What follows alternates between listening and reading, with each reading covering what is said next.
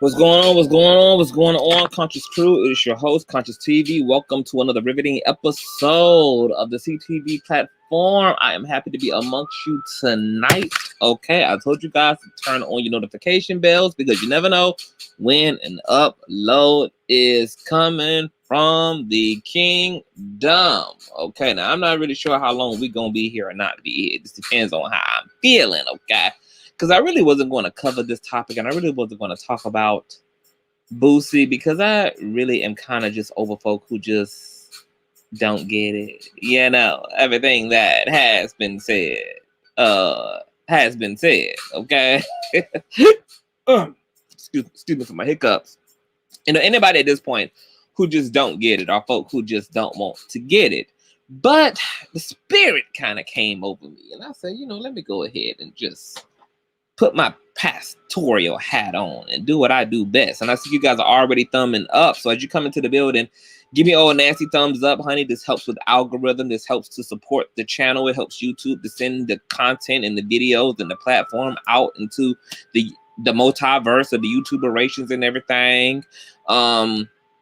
And once again, if you're new here, definitely hit that subscribe. So we're going to get into this Breakfast Club interview and just talk about a few things. Okay, get some things clear. Okay, at this midnight hour. And as we do that, or as you guys do that, we're going to play my handy dandy intro and then we are going to just get into tonight's commentary. Oh, I know a place where you can recharge your soul. Baby, that's Conscioustv. And in the midst of brokenness, he gon' see your asshole. Baby, that's Conscioustv. You gon' heal, you gon' laugh and catch a little shade. Ooh, girl. Y'all know he be slaying, y'all better stop playing. Come hear what he's saying. Ladies and gentlemen.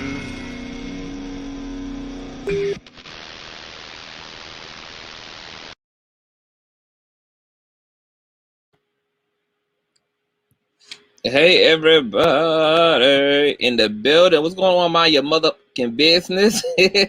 Hey Dream, what's going on? Truth Never Fails. Are you going to direct the Storm and Row Breakfast Club interview? I'm not sure what that means. Truth Never Fails. Explain a bit more. What do you mean by am I going to direct? And are you saying that Storm and Row is going to be on the Breakfast Club? What's going on, Jackie? Hey, Classy. What's going on, everybody? Okay, so you guys know, or maybe don't know who the hell this person is for one reason or another, or maybe you're just discovering who the hell this person is. Because, you know, everybody seems to be able to get famous off of being homophobic and transphobic as hell, okay?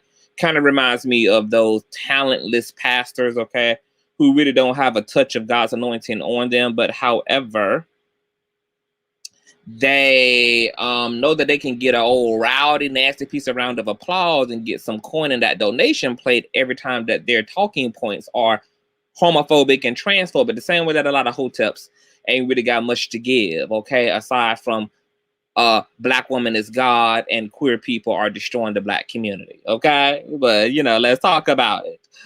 Truth Never Fails says I meant dissect. Dissect what? You said Storm and Row. I didn't know that Storm and Row was on the Breakfast Club. Are you saying that Storm and Row was on the Breakfast Club? I don't really follow the Breakfast Club like that. So I don't know if I'll be dissecting per se. Just depends, I guess. But I haven't heard anything about that. Truth Never Fails. You may have to send me a link or something. Hey, Q, Delilah. Hi, everyone. Hey, what's going on? So I want to show you guys this infamous... Oh, Flame Monroe. Okay. We might get into Flame's commentary. This was one of the more digestible Breakfast Club Flame interviews for me. I was able to sit through all 30 minutes. And I didn't end up as disgruntled. So we may speak regarding Flame's commentary for sure. I may change the title to encompass them both. What's going on, Travis? And thank you for clearing that up. I think that's exactly who they meant. The whole Boosie interview was cringe worthy, baby. There's a few. It was a lot going on. So this is Lil Boosie Bad Bottom, you guys. This is a rapper. He was, interestingly enough, compared in his heyday to Trina the Baddest Bitch. Okay, he was like the male version, if you can say such a thing, of Trina the Baddest Bitch. Okay, Lil Boosie Bad Bottom, you know, very sassy rapper. Okay, you know, into just being a bad bitch, honey. Lil Boosie Bad Bitch was in the building, baby. Okay, so, and of course his music. Let me see if I can pull up so you can get a swift of his style of rap, honey. Let's just pull up some Lil Boosie lyrics, honey, so you can see what it gives, honey. See what it gives, child. Lil Boosie Bad Bitch. The lyrics. Let's see, girl. Okay. Let's see what it gives, honey. What's going on, Crystal? Hi. Yes, Travis. I meant Flame. Thank you. Okay. Let's see here. Let's see if we can pull up some of Boosie Bad Bottom's lyrics. Okay, let's see here. Let's see here. Set it off in this motherfucker. Oh, that was my shit back in the day. Now he did have a few little bops, honey, when I was in high school, honey.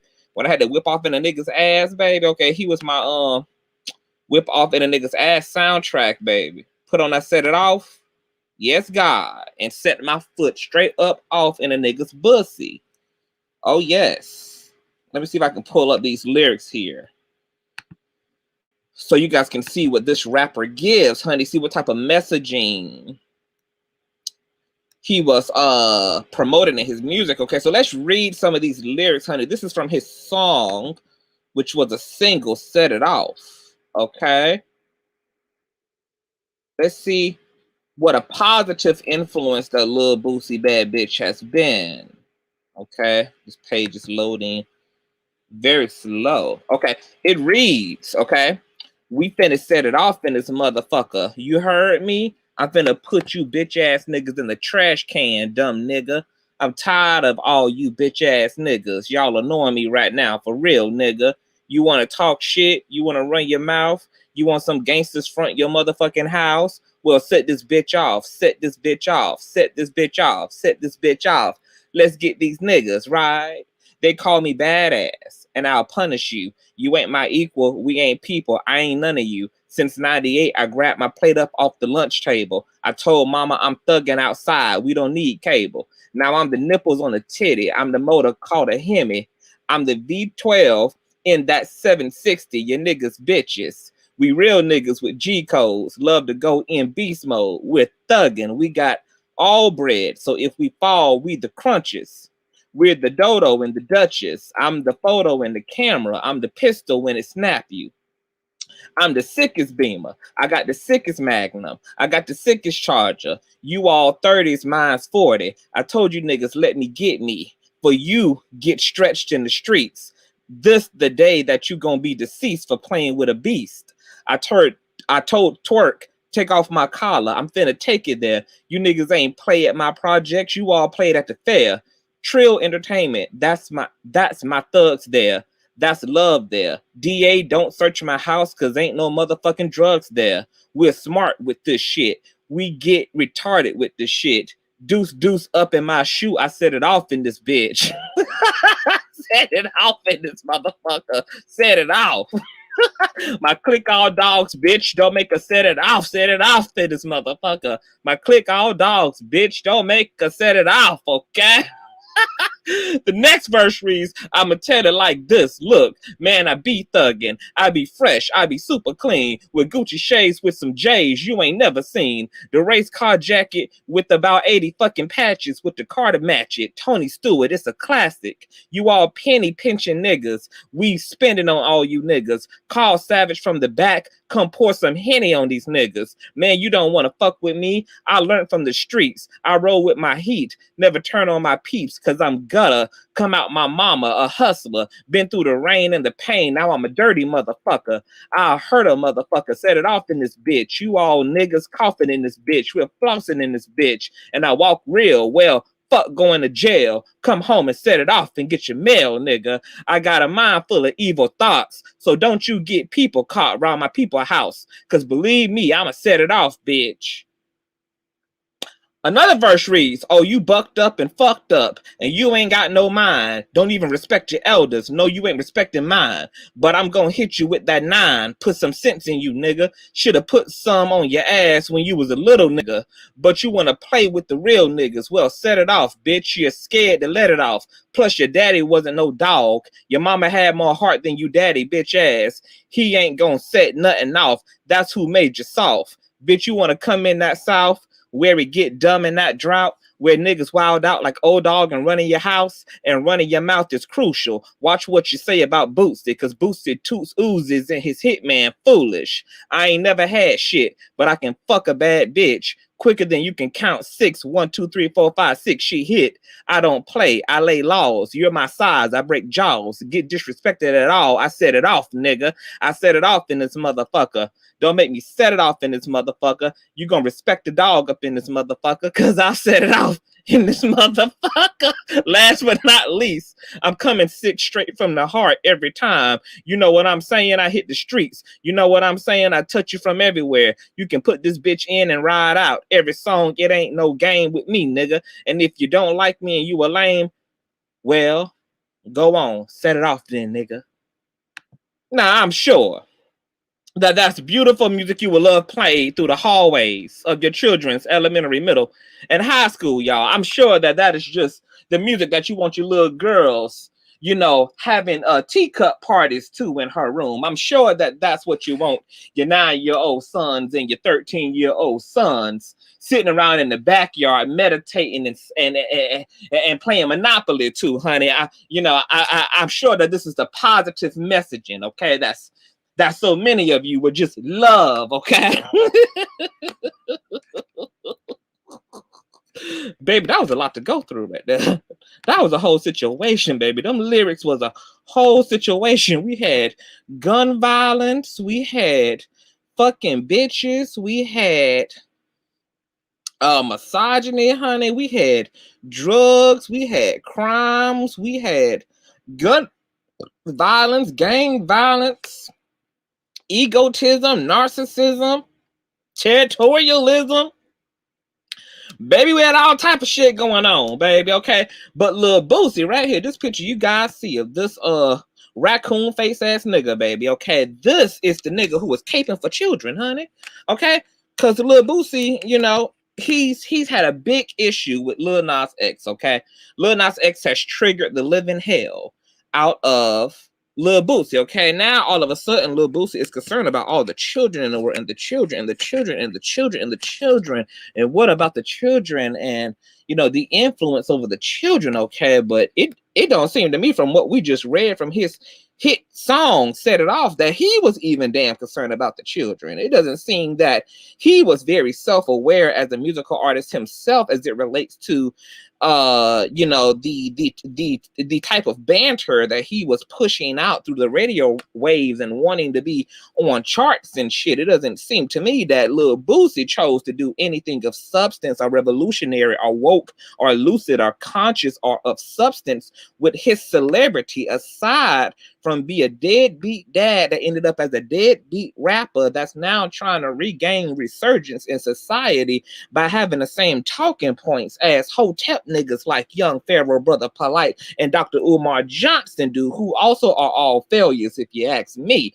Okay, so as a last ditch effort, it seems that Lil Boosie is trying to resurrect, okay, what never was his life as a celebrity, okay, by gaslighting the black community who he knows, okay, has lots of tensions and ideologies and is easily triggered by all things trans and homo and queer related, okay? So he's doing nothing any less manipulative and hijacking than, you know, all the other Hotep niggas who come on with this gay agenda shit and and my God, the gays are replacing the real black men, and the black gay and the black straight men are being effeminized and all this shit.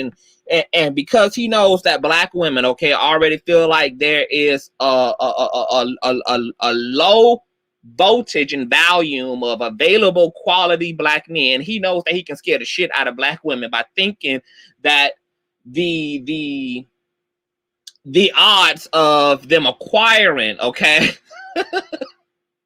a black man is even lesser, because black men are also identifying as gay and trans and etc. And so all the things that these black men, that these alleged so-called cis hetero black men do, is all, okay, to garner an audience off of a lot of the issues that the black community suffer from that don't have anything to do with the presence of black LGBT folk. But we're going to get deep off into all of that as well, trial. Oh, the trolls out heavy.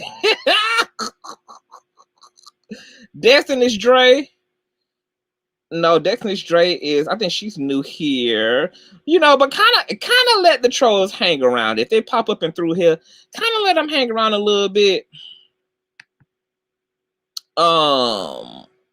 You know, because we want to talk to some folk. It is not gay shit. It is not gay shit. It's fucking cartoons. I'm not sure what you mean, Mr. Tread Day. It's not gay shit. White people fund this bullshit. Explain what you mean, sir. Amanda Monroe says Boosie has frequently went into detail about the gay sex he's seen in prison, thinks about and imagines. He is obsessed with gay sex and talks about it monthly. Okay. So I want to point out and talk about a few things, okay, because we're going to get into some real educational shit, okay? But I want to talk about just a few things he mentioned in this Breakfast Club interview, okay? One of those things is that he spoke about raising strong black boys, okay? That when you're raising strong black boys to be strong black men, you don't want them seeing, okay, gay stuff that can make them gay, you know, because, you know, young black men are trying to be straight. Now, shout out to Charlemagne the God, okay, who's problematic for other reasons, but I appreciated his logic and reasonability regarding the issue of homosexuality visibility, especially comparatively speaking, when it comes to the visibility of cis hetero culture and all things thereof, okay? Because he made the point that can you try to be straight? Because you can't really try to, like, orientation is not performative. You know, mannerisms are.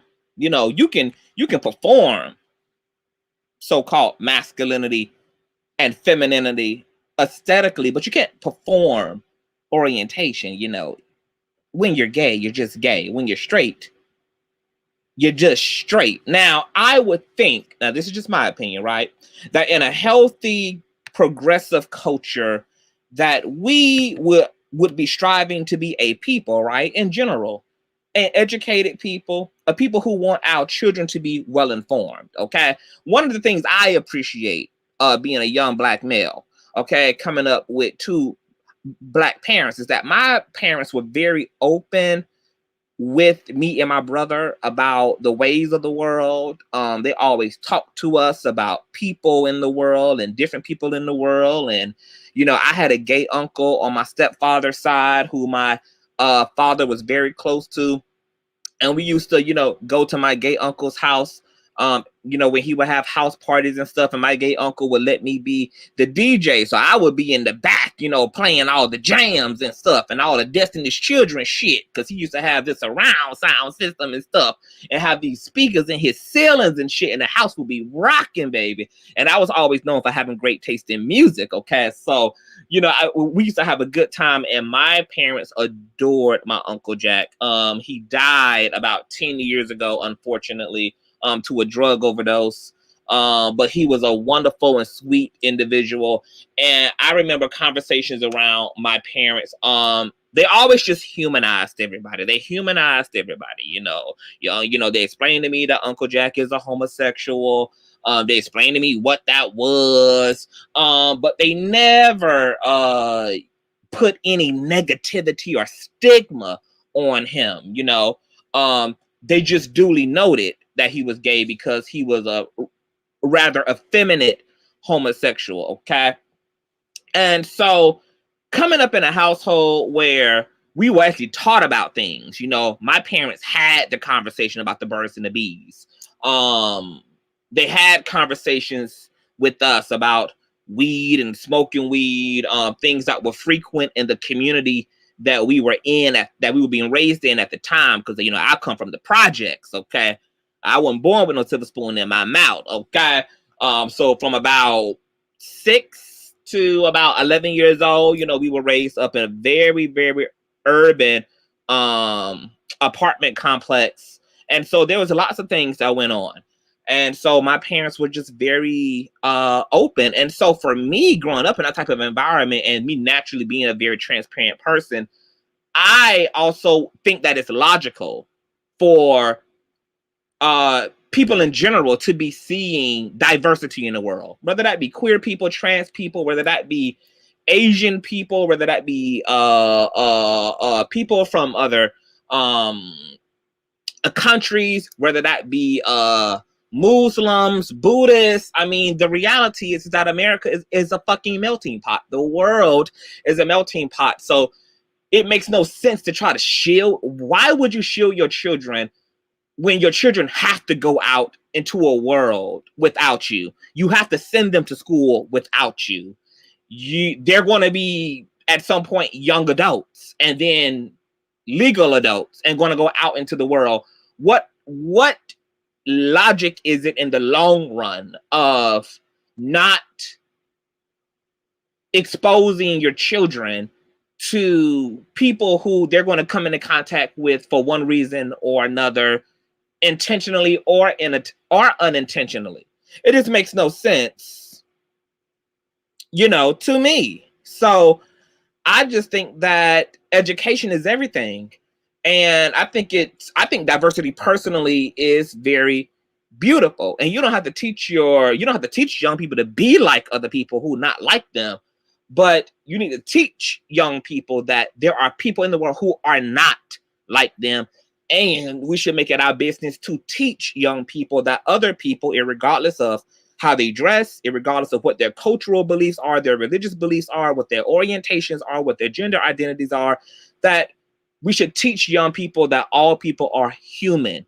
And we should be in a practice of humanizing folk. I think the world has gotten really off track by deciding that because you're not like me, then that makes you something negative. And then we create all this fear mongering, which leads to a lot of ignorance and emotional, psychological, and sometimes physical violence against people when you other people. So it's okay to recognize that people are different.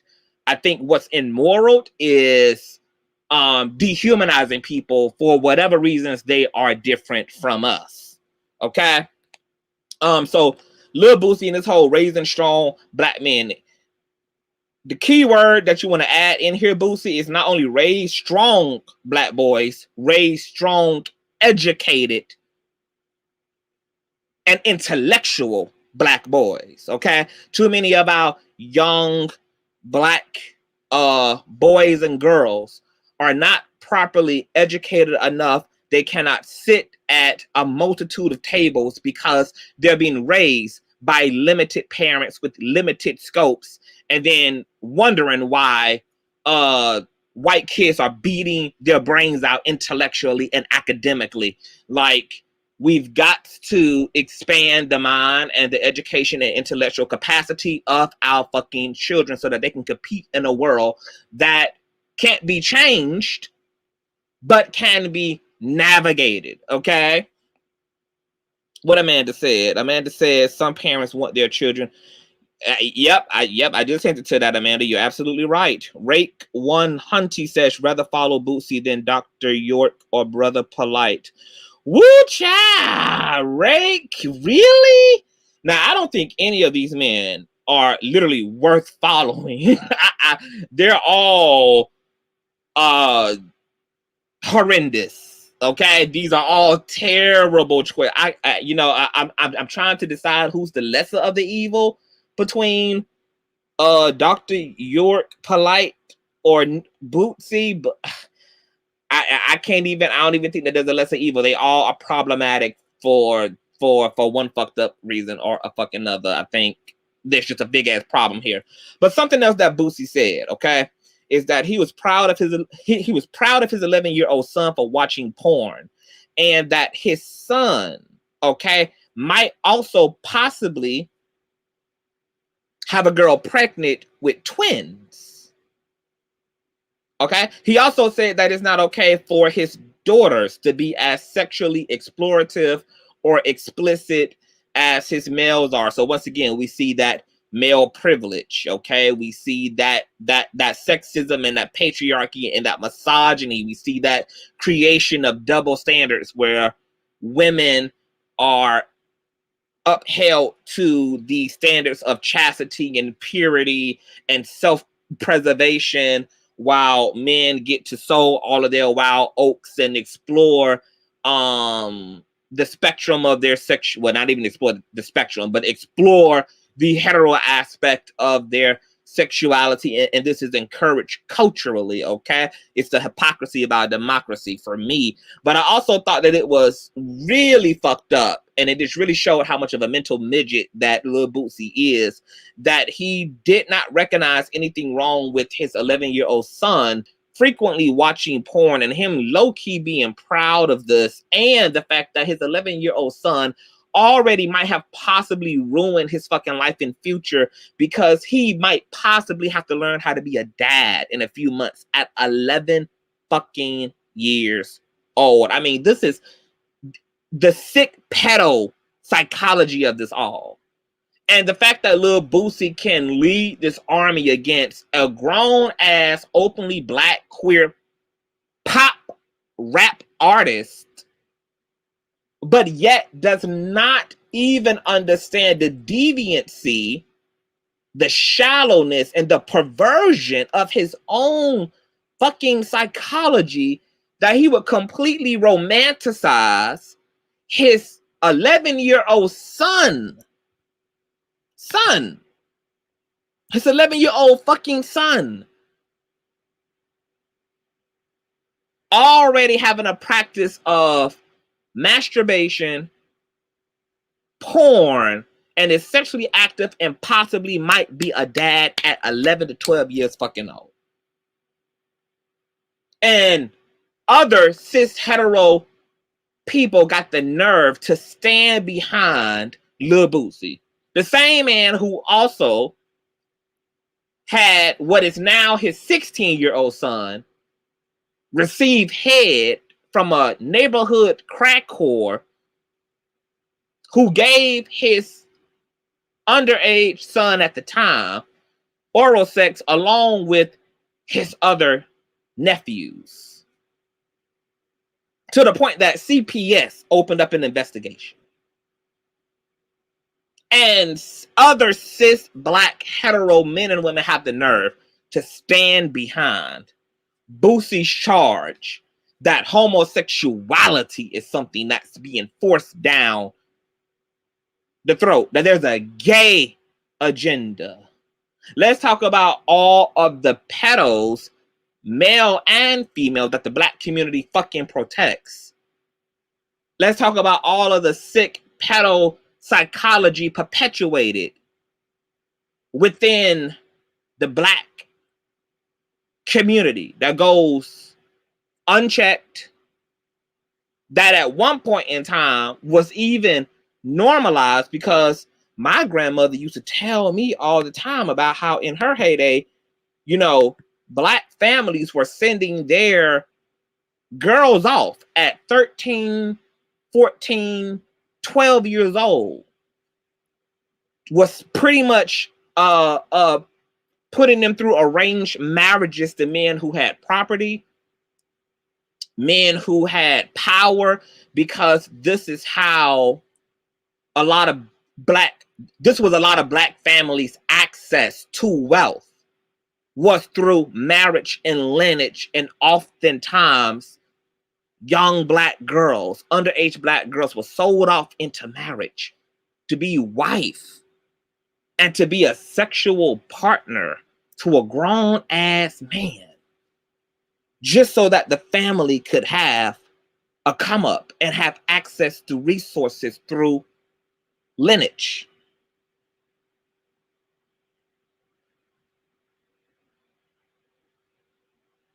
I mean, this is some sick shit. What's going on, Mr. Ellery?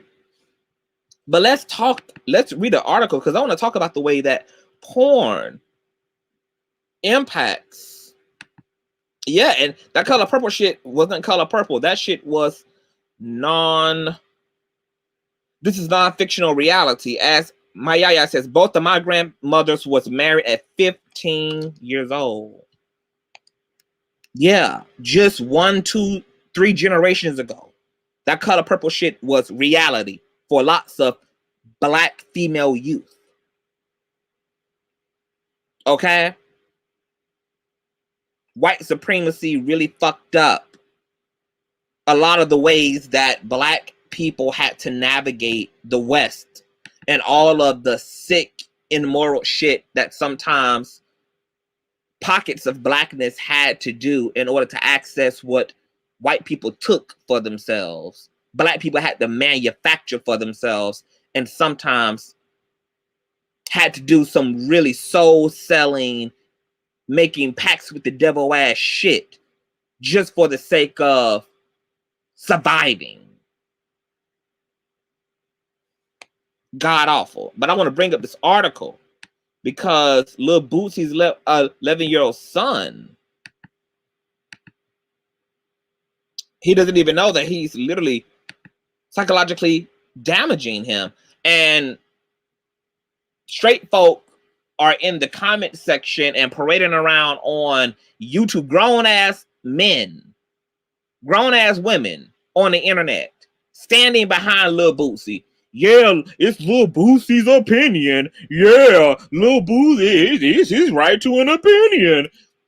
Oh, so that's the part of the interview y'all gonna hold on to. It's his right to discriminate against the visibility of black queer people in spaces that straight black people are in. But there ain't no conversations, and there ain't no rebuke of Bootsy essentially really being a pedo-minded individual.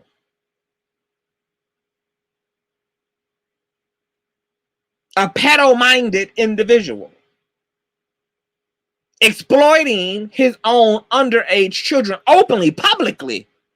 Because that's how normalized pedopsychology is, unfortunately, in the black community. That he could say something like that out loud, and none of that becomes the focal point. Just black cis hetero folk being quick to jump on the homophobic, transphobic bandwagon. But let's ignore the sickness and the predatorial nature of Lil Boosie's attitude and parenting style. He got the cis hetero black community rallying behind his freedom of speech and standing against the go along to get along gang, the LGBT gang. But they ain't making no noise and showing no concern for the actual children who are in danger, who are in Boosie's custody. It's the mispriority for me. These motherfuckers rallying behind Lil Boosie, supporting him and not wanting to see gay men kissing and hugging and being affectionate on TV, when Lil Boosie in the same breath is also talking about the way he abuses, hypersexualizes and recklessly endangers his own fucking offspring. That's not outrageable, right? No outrage there, girl.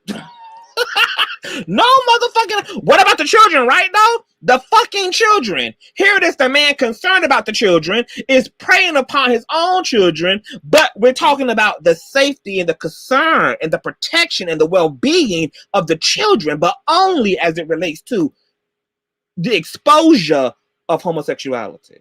My God, my God, my God, my God, my God, my God,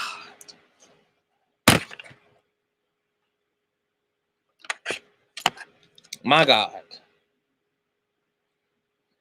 Am I talking? Or am I talking? Hold on, y'all. I think my stream, y'all acting stupid. Am I talking? Or am I motherfucking talking? But what about the children? So cis hetero black folk got more to say about the hypothetical children who gonna be exposed to Lil Nas X, but don't have nothing to say about the literal children who are in the custody of the man who's trying to cape for the damn safety of the children. My God. My God.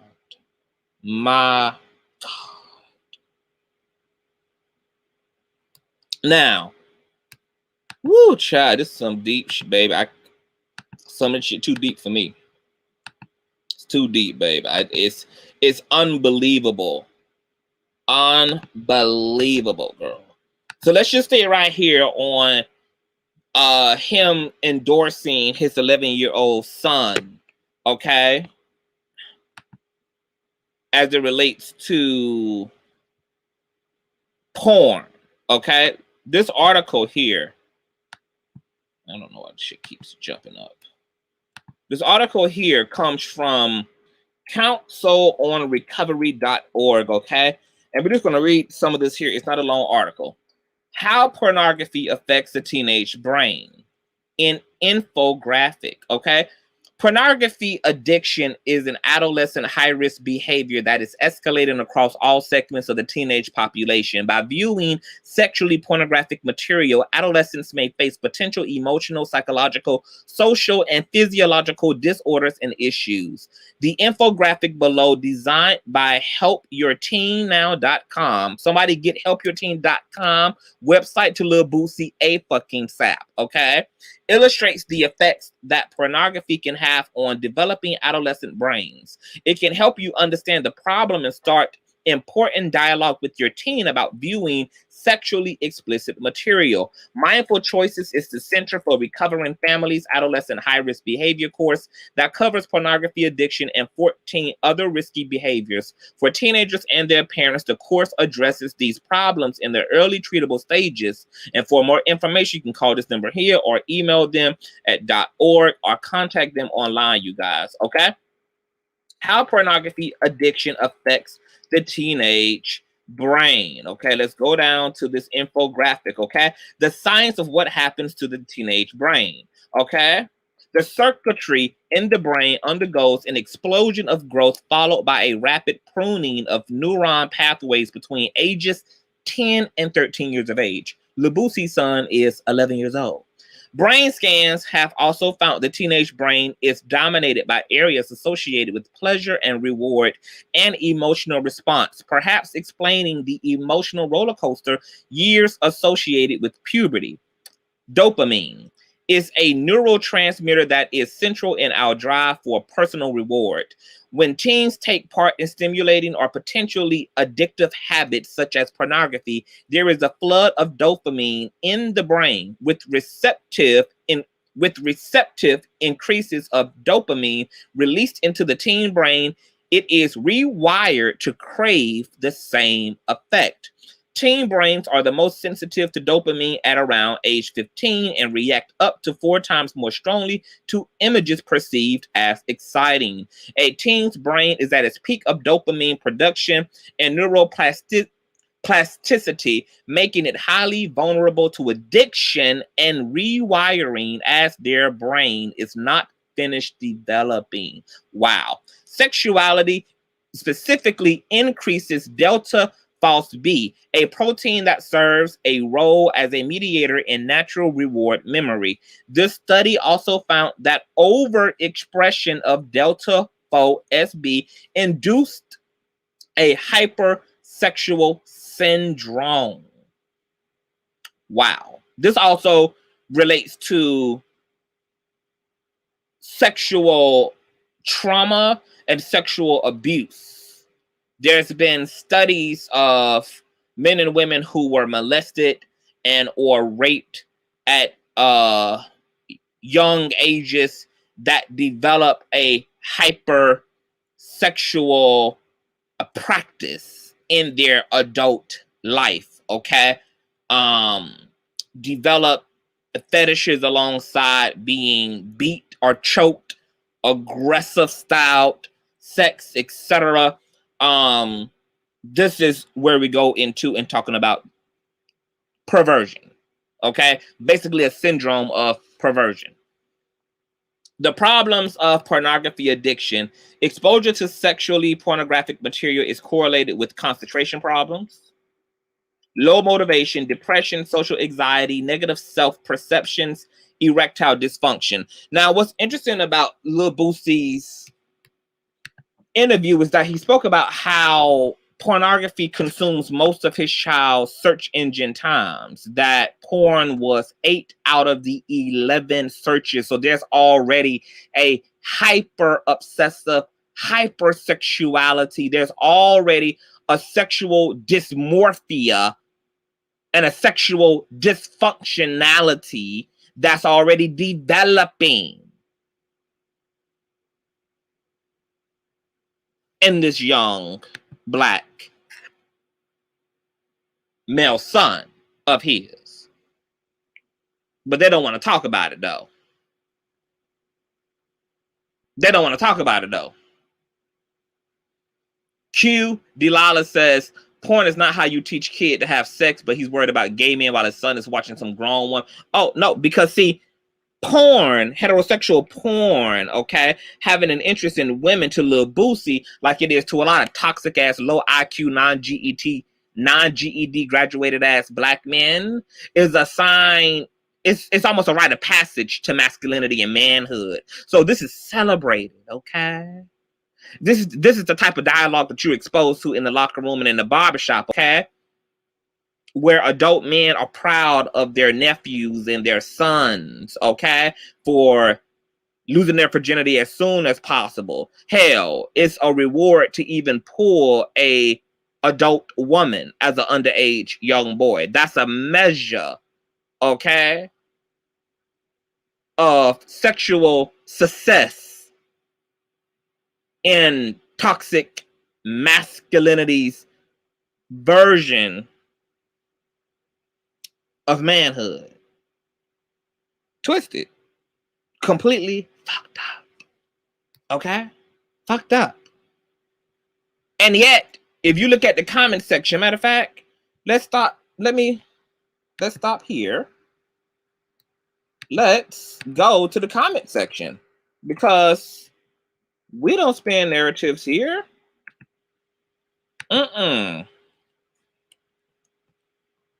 We prove our plight again and again and again and again. So let's pull up the Breakfast Club interview itself and read the comment section, and let's see how there was no outrage.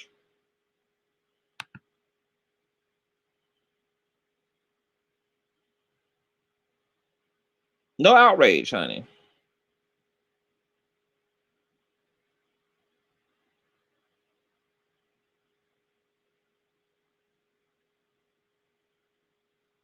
Let me share my screen here. Let's share. Yeah, the comment section, Travis, is always triggering. Always triggering. Let's share. Let's read the comment section together, you guys. Let's just go through some of the comment section here before we move on, okay?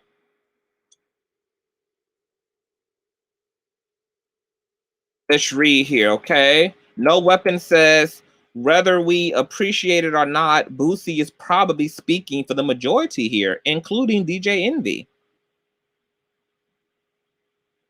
Not Deacon Fishing says, not everybody needs therapy. Somebody like Boosie talks about how he feels all the time.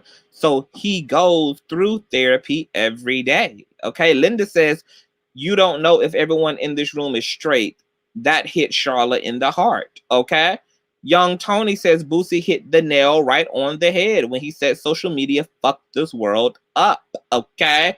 Umar says, if I said what I said was a person. Smiley emoji. Okay. Scott Free says, when Boosie said he don't think everyone in the room is straight, he was talking about Aunt Charlotte. Okay. SSMG Entertainment says Boosie right on point, and they wasn't trying to hear him. Okay. Mr. Mosey says, Boosie, we support you, bruh. Don't stop being you. Stay solid. Okay.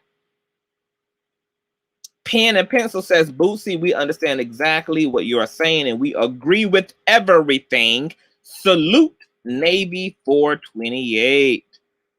Okay. Miss Jones says, crazy thing, a lot, meaning the majority of people feel how Boosie feels, just afraid to admit it. Okay.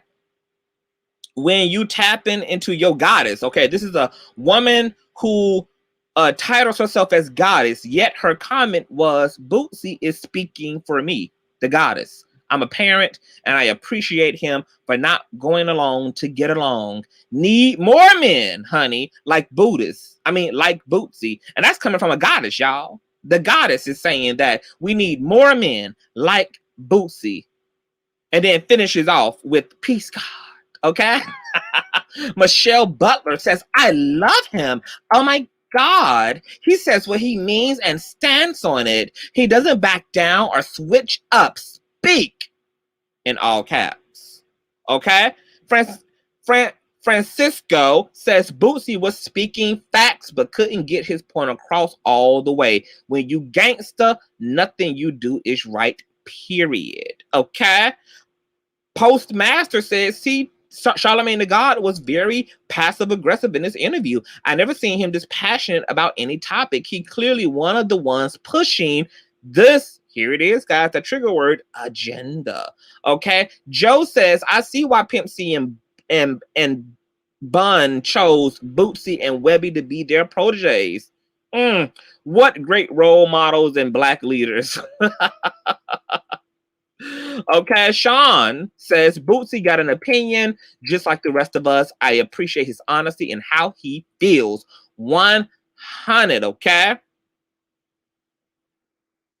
Nino says the fact that y'all can't respect his opinion but want him to see y'all's point of view. And baby, the ignorance goes on and on and on. The cognitive dissonance, baby, just goes on and on and on and on and on and on, honey. As you guys can see for yourself, honey. Everybody was here for the gay agenda talk. Everybody was here for the anti-Lil Nas talk. Everybody was here for the black queer people need to sit the fuck down talk.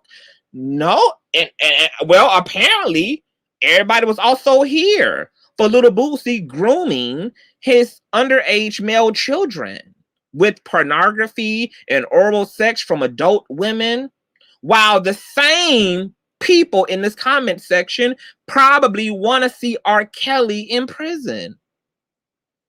While the same people in this comment section supporting Lil Boosie, saying that we need more Lil Boosies, are the same people who want the prison industrial complex to just throw the keys away and lock R. Kelly ass up under the prison. Yet have no interest or see no wrong ethically, morally, physically with this pedo-minded individual exposing and grooming his underage children and allowing them to be preyed upon by adult women and still has custody of his children. And the same community under that post would rather cancel Lil Nas, who's just being an openly gay entertainer, rather than cancel Lil Boosie. Hell, if you let them tell it as you read for yourself, we need more Lil Boosies. As you heard from the comment section, the majority of people feel like Lil Boosie and just are afraid to say it for one reason or another. And that came from a goddess, y'all. A goddess. The goddess said, that we need more little bussy bad bottoms running around in charge of black male youth. That we need more stand-up black men like Lil Bussy Bad Bottom. But everybody's here under this comment section supporting Lil Boosie's indignant rhetoric about saving the children, but have no concern or acknowledge the children in his custody that are being exploited and abused, who run the high risk of ending up in some child sex trafficking ring. Because Lil Bussy Bad Bottom ain't got no goddamn sense. But everybody's here for the protection of the children. This is why queer people don't take straight hetero community seriously when they bring up the children.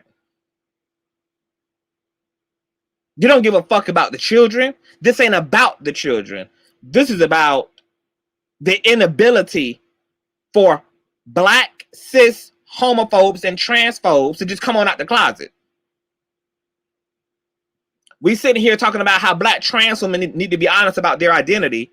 We're sitting here talking about how black queer men need to come out of the closet, and it's 2021 and everybody need to be proud and loud. Well, the other people who need to come out of the closet is all these secret transphobes and homophobes who keep trying to disguise their homophobia and transphobia behind the what about the children? Let's save the children. No, bitch, let's admit that you just do not like queer people, that you hate queer people, that you don't think that queer people have a right to be a part of the dominant society or to make up the dominant society.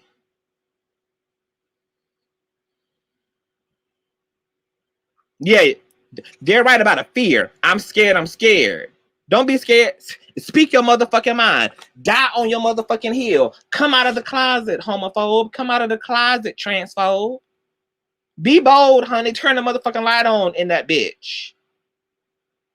Seems to me that everybody needs to come out of the goddamn closet, okay? Because if we protecting the children, I wonder why 90% of this comment section has nothing to say about the predatory pedo-ass activity going on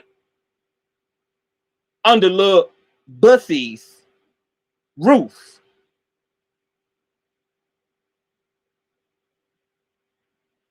Right? Don't give a damn about the children at all. Okay?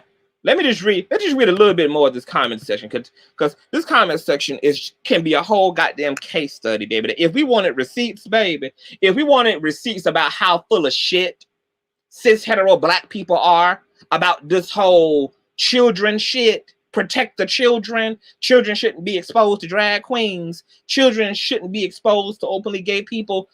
Children shouldn't be exposed. Children shouldn't be educated about transgenderism or orientation.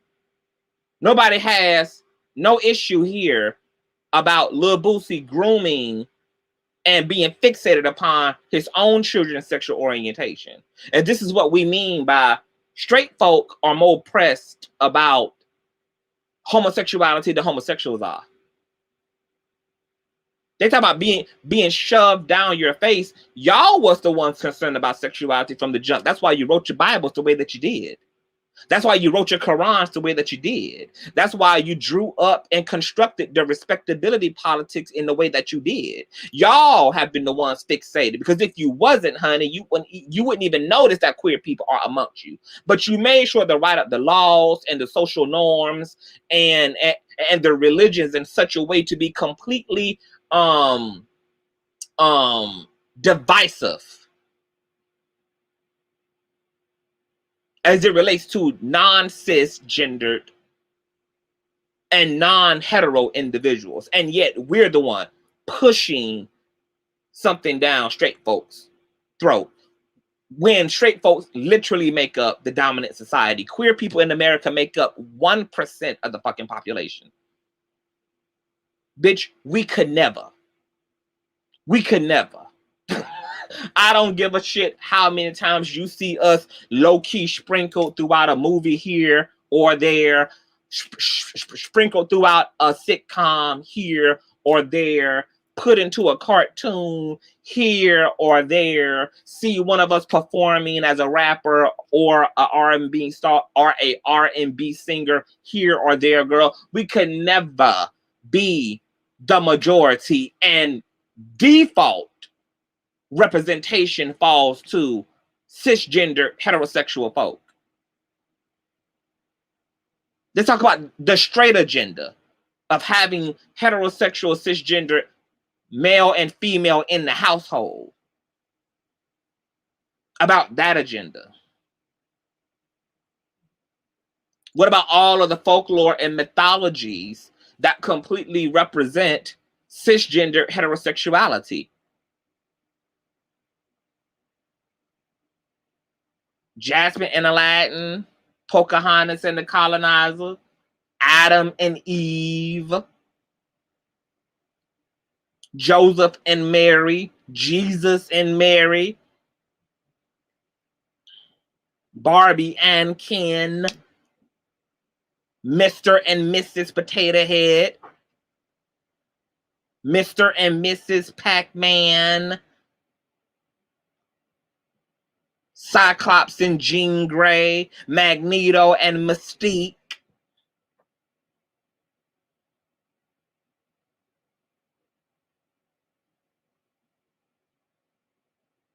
Really? We ain't gonna play no motherfucking games, girl. We not gonna play no motherfucking games. Now, something else that this fool said was that he ain't a puppet. He can't be brought. He stands on principle. Bitch, that's all that you were. Lil Boosie is a puppet. You were a puppet for something much more dangerous than sexuality could ever be. You was a puppet for violence and murder against your own Black brothers and sisters. Didn't we just read your violent, misogynistic inspired lyrics for your song Set It Off? Where you wanted to put one on a nigga's ass since he was a young nigga. Oopsie, bad bottom. You were a puppet for the death and the destruction of Black men and Black women. Now all of a sudden you stand on principle because you feel a way about what one fucking openly gay Black entertainer is doing. And just because you got a bunch of other ignorant non-GED Black graduates rooting behind you, you think that you're on to something. I wonder why your wokeness never included you first and foremost addressing your sins and transgressions against the Black community. I wonder why your repentance and new enlightenment has not yet involved you addressing and sweeping in front of your own door and how you have contributed to the violence perpetuated, to the hypersexuality perpetuated, to the growing drug peddling and epidemic in the Black community, why your enlightenment has not had its origins, and you first and foremost addressing your other Black male rap peers and openly rebuking them. Because now the children, for whatever reason, now in 2021, not 1999, not 2000, not 2010, not when you were around, but for whatever reason, now the children should be well thought about. Well, I'm all for protecting the children and making the world safe for children, but I want to know why you spending all your talking points and all your time on social media. Fuck this interview. The consistency in which you take to Instagram, you take to Snapchat, you take to any motherfucking live feature on any app to concern yourself with homosexuality. But you do not openly rebuke the dominant society and the deviancy and violence perpetuated by your own Black male rap peers. I want to know, how do we scoot past all of that and get to Lil Nas X? I want to know, how are we not addressing Trick Daddy and 2 Chainz and Da Baby and Lil Uzi and Lil Baby and Lil Durk and Tory Lanez and Lil Wayne and Birdman?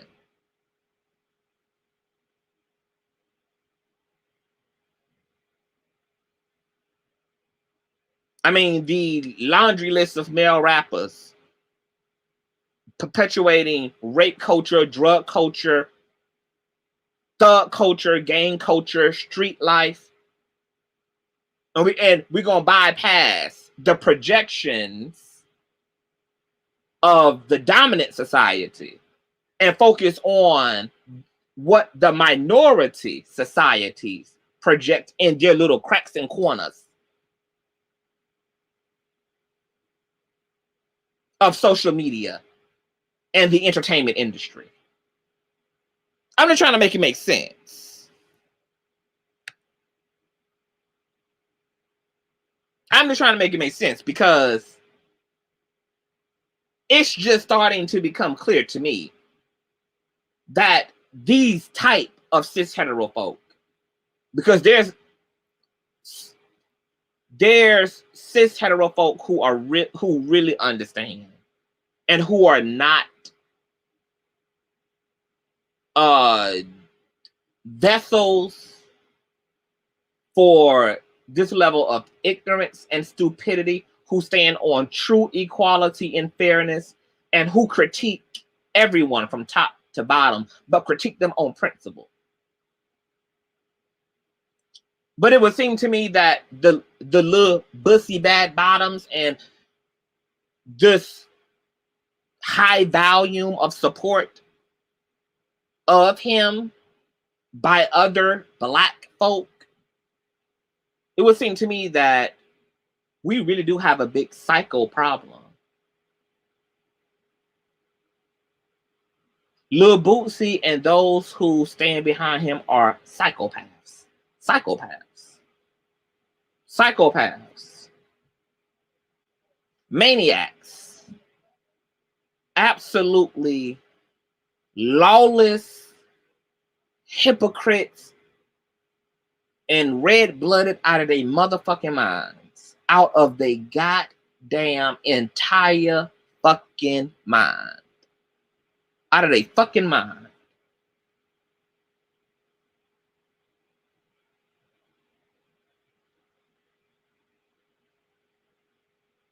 Lil Boosie got more to say about Lil Nas X kissing a man as a stage act, but don't got nothing to say about Nick Cannon impregnating multiple women with children and creating multiple households. He talking about his look is being compared to Flavor of Love, but didn't rebuke Flavor of Love either. Didn't produce Flavor Flav.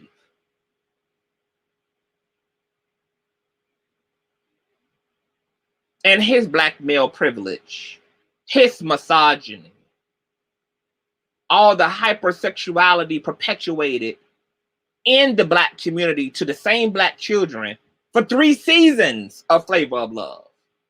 We didn't hear that critique. We don't hear none of that rebuke. One openly black queer performer all of a sudden requires a congressional hearing from the black community. But all these cis hetero black entertainers cannot just in music, but in real life, perpetuate the mood of their music. No conversation. No conversation. No, nothing. Okay. So, nonetheless, girl, let's move along. Lil Boosie said in the interview that he got out of prison. And most of his fans, when he got out of prison, that most of his fans were dead or in jail. Now that's fascinating. Because Lil Boosie cannot yet find any negative impact that Lil Nas X has had upon his fan base, but yet can acknowledge that the people who adored and brought into his brand of masculinity and manhood were either dead or in jail themselves by the time he was leaving jail from dropping the soap willingly for 5 years. It's the literal hypocrisy for me that this man has the audacity to create in his own imagination all these negative impacts that Lil Nas X is having upon the world in his imagination, but he's able to acknowledge how his music has actually been completely deadly and fatal to his goddamn listeners, who were either dead in the streets or in jail themselves because they brought into his brand of masculinity. And you have black folks supporting this nigga in the comment section, supporting him against Lil Nas X in the industry, supporting him against the visibility of queer people in the world. And yet, in this interview, admitted that his music has led to the death and captivity via prison of many black women and men. And the goddess in the chat said that we need more men like Lil Boosie. The goddess in the chat, y'all, said we need more Lil Boosies. A man who's able to openly admit that his art form has led to the bloodshed of countless black men. And black people got the mitigated gall to be in the comment sections rallying behind Lil Boosie as a persona, Lil Boosie as a voice for the people, Lil Boosie for president, as far as the unawake aspect of the black community is experienced. I mean, it's concerned. Okay. On to the next point. Lil Boosie said to Angela Yee and Charlotte that you can't get upset at someone's opinion. Well, I'm going to argue Lil Boosie, Bad Bottom, that you actually can. You know why? Because freedom of speech, Lil Boosie, doesn't mean free from critique. So you got a right to say what you want to say. People also have a right to talk about what you said. People also got a right to critique what you said. People also got a right to challenge what you said.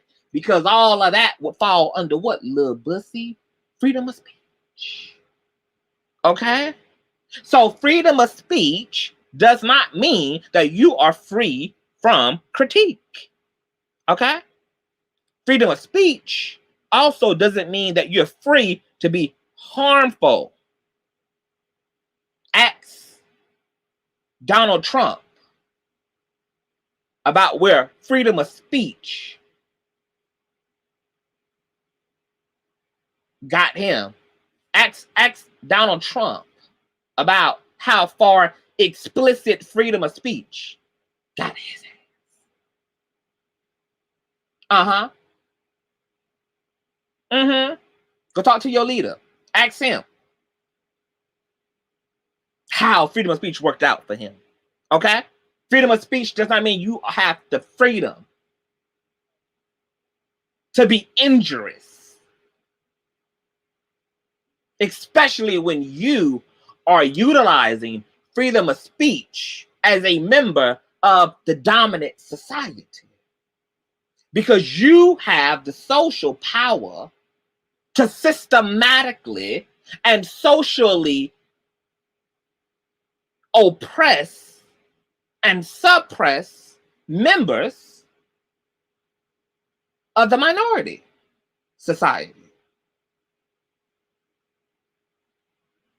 To whom much is given, much is required, Boosie. So unfortunately, you don't get to run your dick sucker. You don't get to run your deep throater.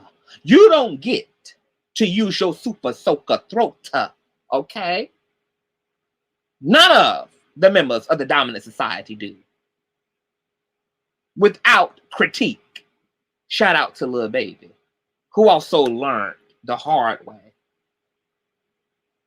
about what it means to have the ability to speak, but is not responsible in the power thereof when it comes to the right of freedom of speech. Now, heavy is the head that wears the goddamn crown, and it seems to me that a lot of members of the dominant society don't want to recognize and acknowledge their privilege simply because they don't want to have to adhere to the responsibility that comes with privilege.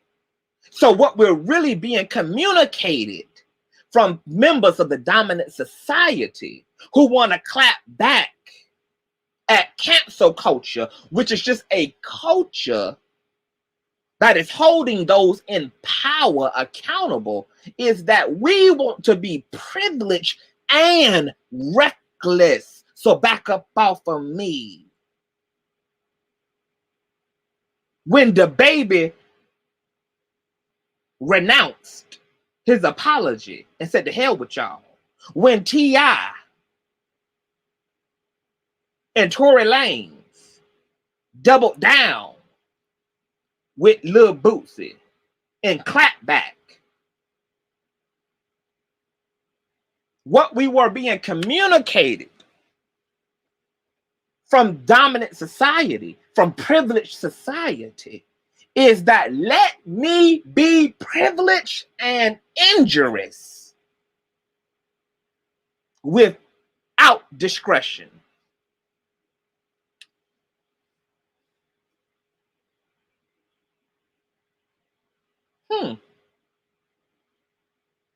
Which also indirectly is an admission that these people understand their power.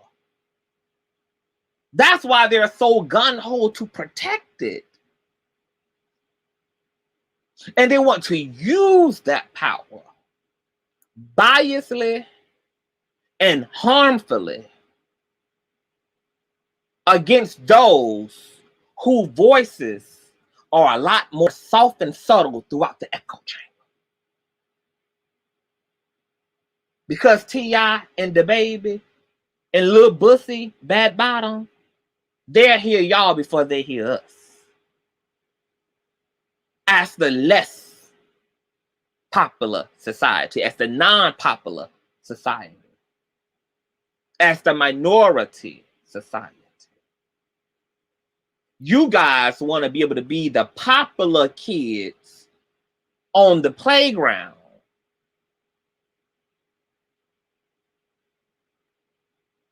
And segregate the playground based upon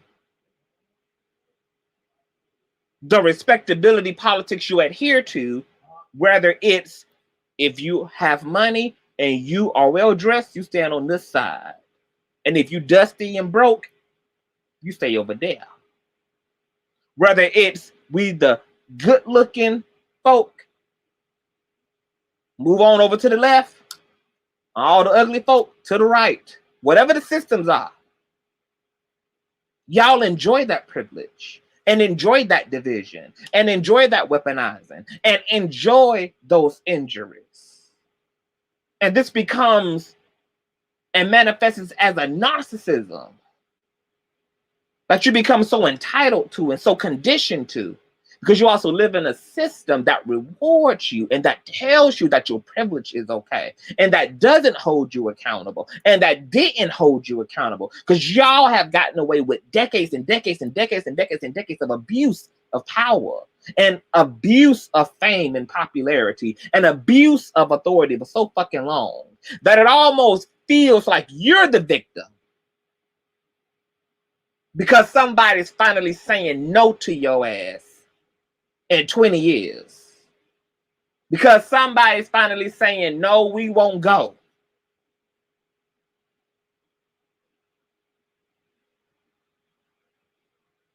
That you almost feel that y'all are the victims when people coming behind y'all to clean y'all asses on up.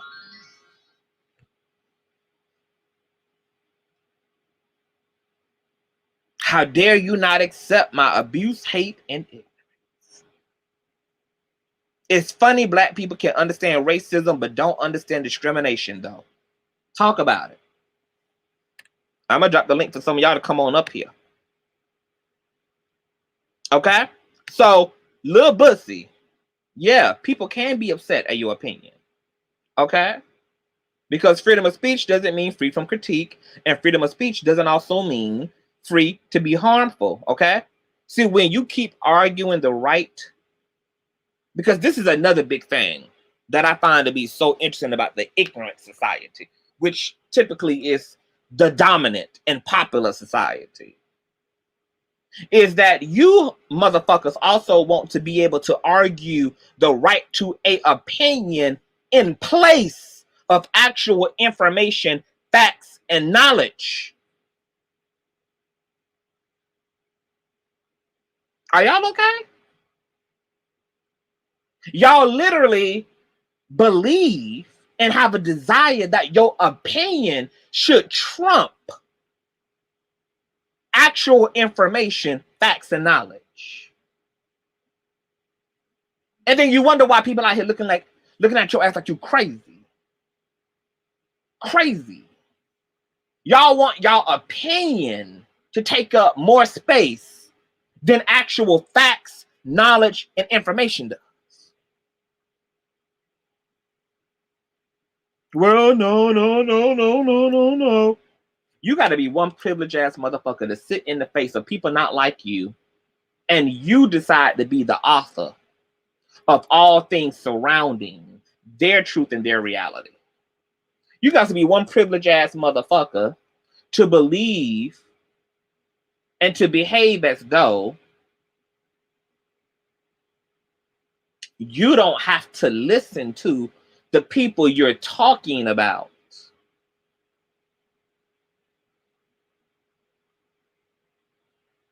That you don't have to be open and be properly educated as it relates to the actual phenomenon that's talking to you and not you talking out of your ass. These people want their opinions to trump knowledge. Now, some of y'all may be saying, okay, what do you quite mean by that? Conscious. Queer people sit in the face of dominant society constantly. Whether it's by way of YouTube videos, whether it's by way of family meetings, whether it's by way of however it is we communicate information, and constantly tell the dominant society what our experience of them is.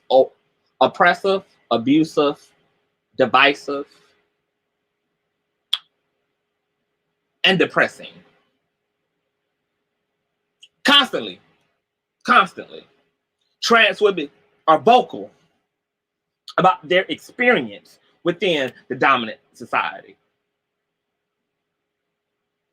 Black trans men are vocal about their experience of the dominant society. Queer men and queer women, Black particularly, are vocal. And dominant society, because they have the majority rule, get to say no,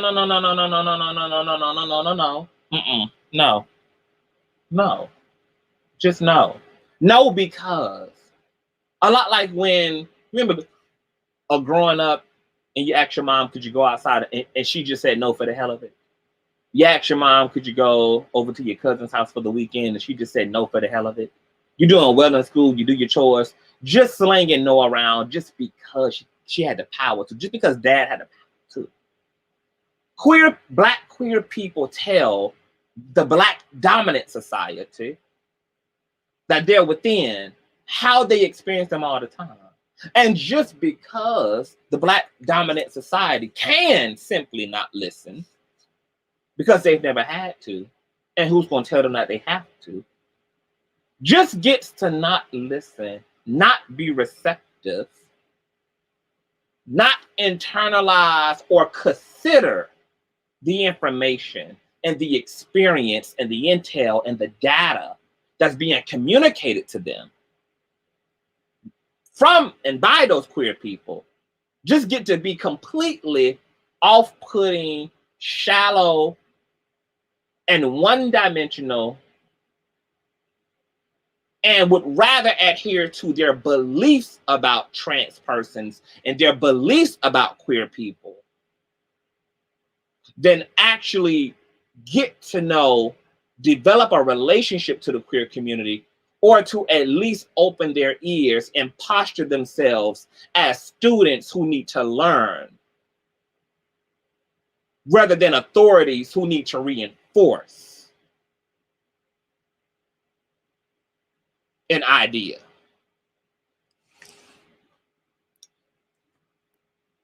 Now, prime example is, let's talk about the question, because we still got some things to go on when it comes to Lil Boosie Bad Bottom.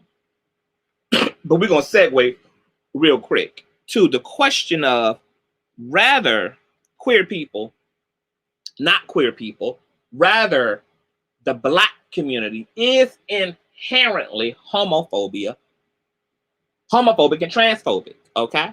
This also is going to run back around to my point about the dominant society being privileged enough to have their opinion trump information and actual truth, okay? Because there's an idea perpetuated throughout the Black community that homosexuality and all things related, gender identity, these are all Eurocentric phenomenon, Eurocentric society, Eurocentric confusion, Eurocentric perversion, etc. And we've gone through this time and time again on this platform, and we're going to do it a little bit again today, okay? Let's bring up Africa, okay? That, you know, that Blackness is not queer. Queerness and Blackness are not synonymous. Trans and Blackness is not synonymous. Well, there's a website. You guys know I love this website. There's plenty of books, plenty of articles, plenty of websites that are dedicated to the reality of the attitude of Black Westerners as it relates to just how far back and deep rooted gender and sexuality is to African people. Okay, this website is called 76crimes.com. This particular article is titled 21 Varieties of Traditional African Homosexuality. And we're only going to read about maybe 3 or 4 things, okay? But the article opens up with at least 21 cultural varieties of same-sex relationships have long been part of traditional African life, as demonstrated in a 2014 report that was compiled to dispel the confusion and lies that surrounded Uganda's anti-homosexuality bill. The following discussion and the 21 examples are from that report. Expanded criminalization of homosexuality in Uganda, a flawed narrative, empirical evidence, and strategic alternatives from an African perspective, which was prepared by sexual minorities of Uganda. Okay, in their work, anthropologists Stephen Murray and Will Roscoe provide wide-ranging evidence in support of the fact that throughout Africa's history, homosexuality has been a consistent and logical feature of African societies and belief systems. Okay, Thobo Mizbai of the University of KwaZulu-Natal documents many examples in Africa of same-sex desire being accommodated within pre-colonial rule. Okay, we're talking about, this is the state and status of Africa prior to colonization, prior to European invasion. Okay, pre-colonialized Africa was deeply metaphysical and progressive in their understanding that gender, sex, and sexual orientation were spectrums, and they recognized every extremity of that spectrum, from the binary, which was hetero and homo, to everything in between, and or the spectrum in all ways, okay, that femininity and masculinity could personify itself within a given person or people, okay, whether that also be through the binary of female and male, or somewhere in between, okay, all the intersexing and androgyny and all the ways in which the soul could experience the duality of itself. Because as the book of Genesis says, I, God, have made both male and female in my own image. That male and female are so a part of the same coin, or two sides of the same coin, that the biblical origin story says that God extrapolated Eve from out of Adam. That he summoned forth the femininity and actualized it outside of Adam, personified it outside of Adam in the form of woman, or female, I should say. Now back to this article. Drawing on anthropological studies of the pre-colonial and colonial eras, it is possible to document a vast array of same-sex practices and diverse understandings of gender across the entire continent. Okay, now we're just going to go through a few here, and I'm going to tell you right now, bitch, I don't speak African, honey. I'm going to butcher the living dog shit out of these names, honey. So bear with me, okay? Because Africa be getting started, girl, with this, with all these damn wordings and arrangements, baby. The way they, baby, my tongue ain't strong like that, okay? Example 1. One notable explicit Bushman painting which depicts African men engaging in same-sex sexual activity, okay? In the late 1640s, a Dutch military attaché documented, okay, Ninja, a warrior woman in the Dongo kingdom of the Bandu, who ruled as a king rather than a queen and dressed as a man and surrounded herself with a harem of young men who dressed as women and were referred to as her wives. So here it is, okay? We have a Dongo queen who actually went by the title of king instead, who had a harem of men who dressed as women who also were referred to as her wives. Baby, talk about gender role reversal. That's some bad bitch shit. Shout out, baby. Shout out to the warrior woman, honey.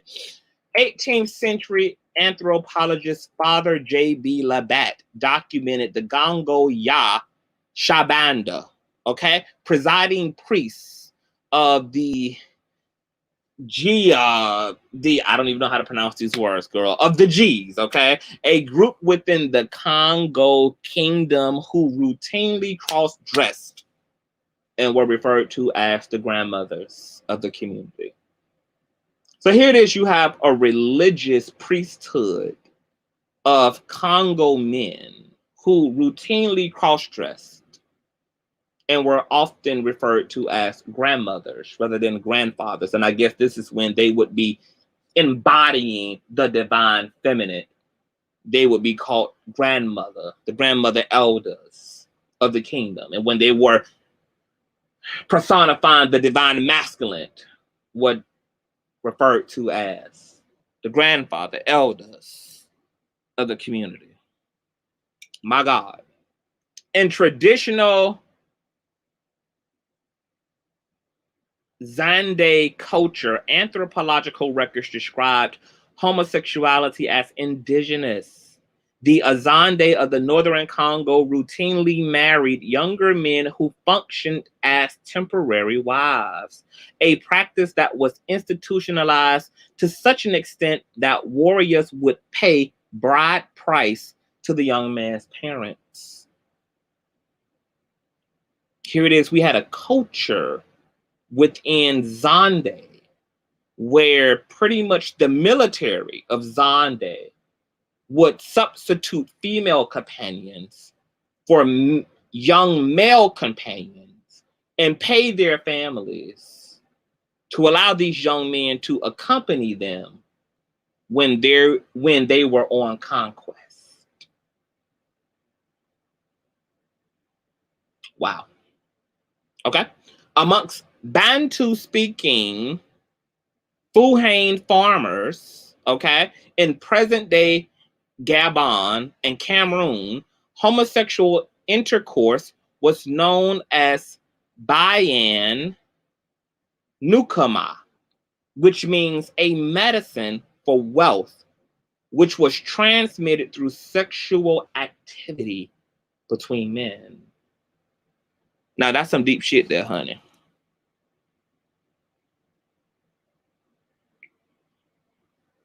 Here it is.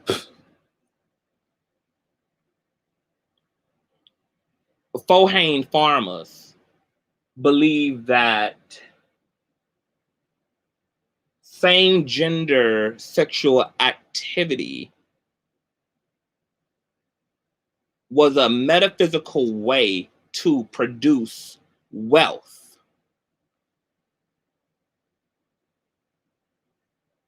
What's really interesting about that, guys, is that you hear a lot about this in the secret societies of Hollywood.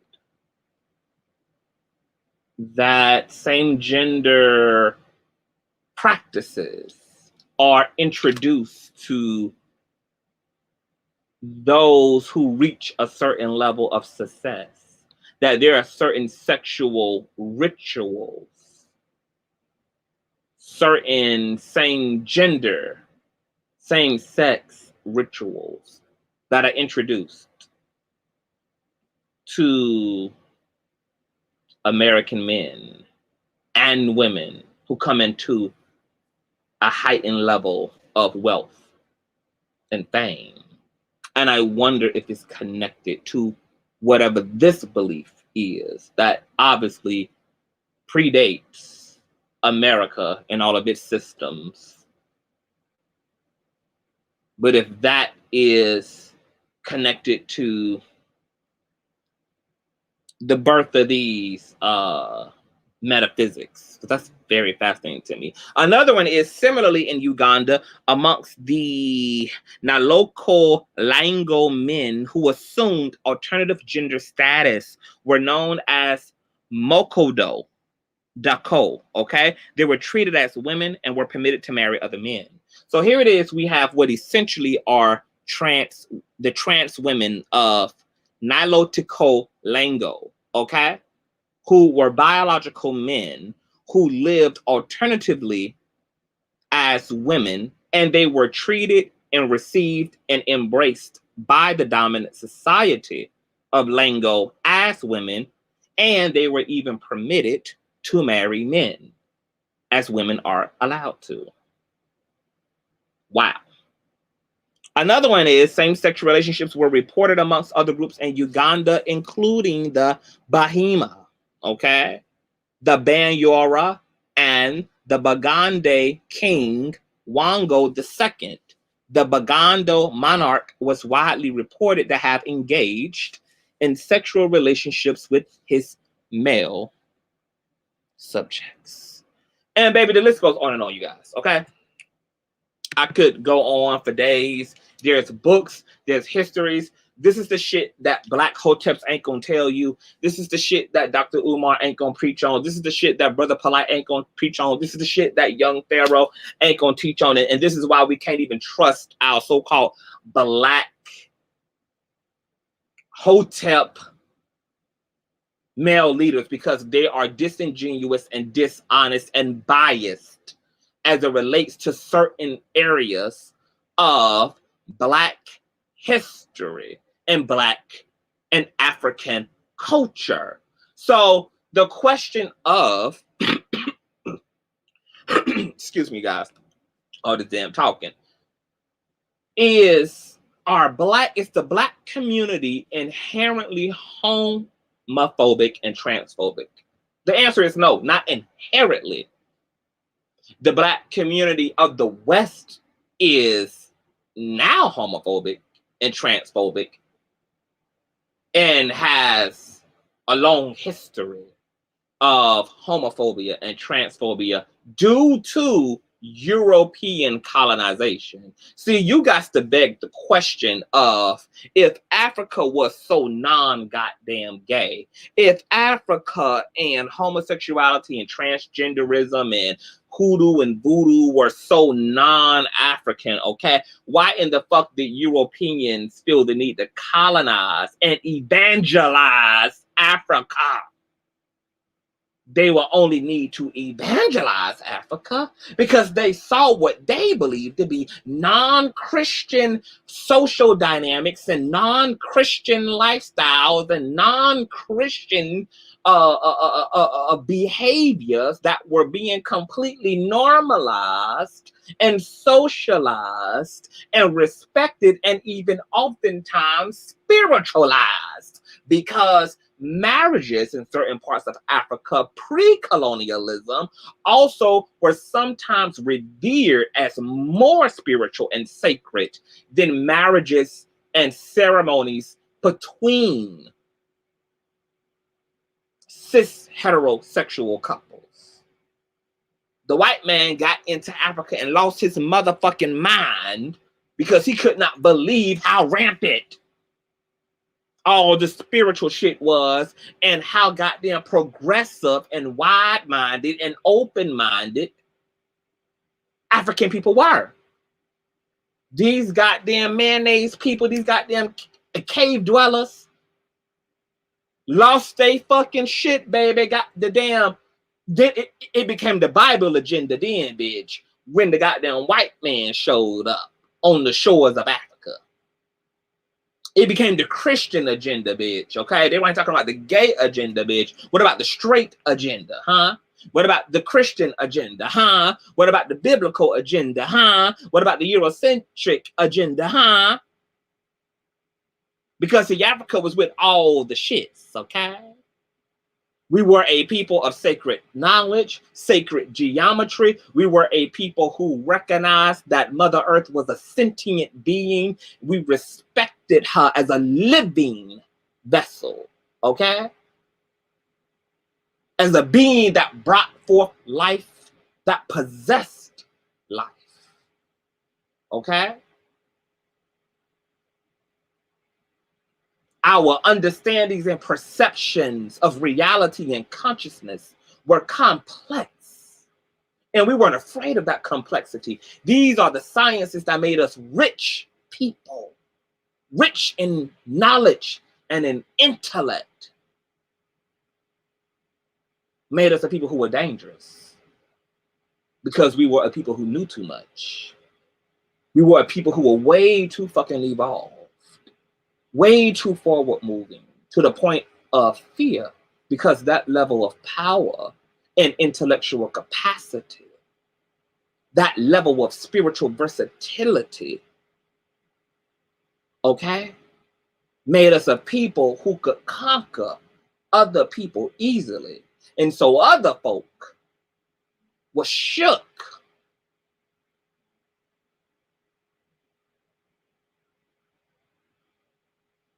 And not only did Eurocentric people not have a desire to reside in Africa, baby, because it was too much going on, baby, they had to domesticate that shit. Okay? They had to chain all that shit up first.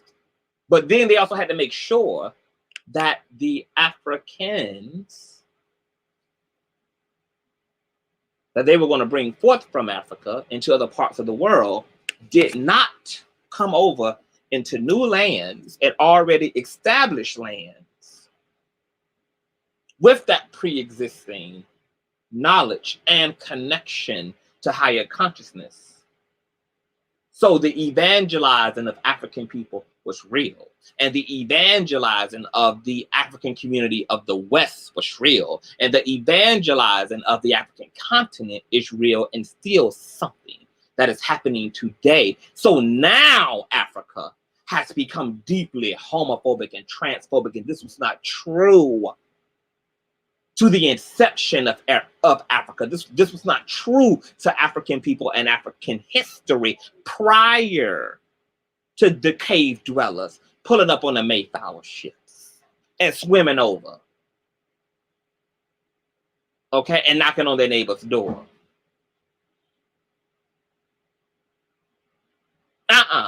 So when people come on here, when these Hotep motherfuckers come on here talking about queerness and transness and all this shit, ain't black, bitch, ain't black where?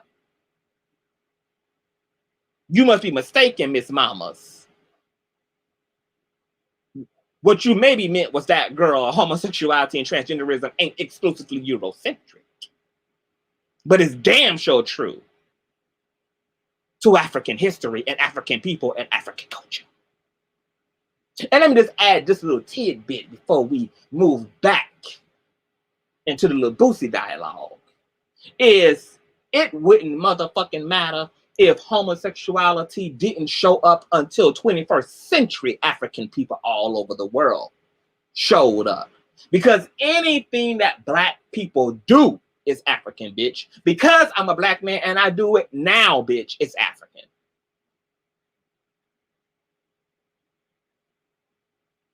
We don't have to rely even on the things that come from our blackness to be rooted in what our grandparents and their grandparents and their grandparents personified, bitch.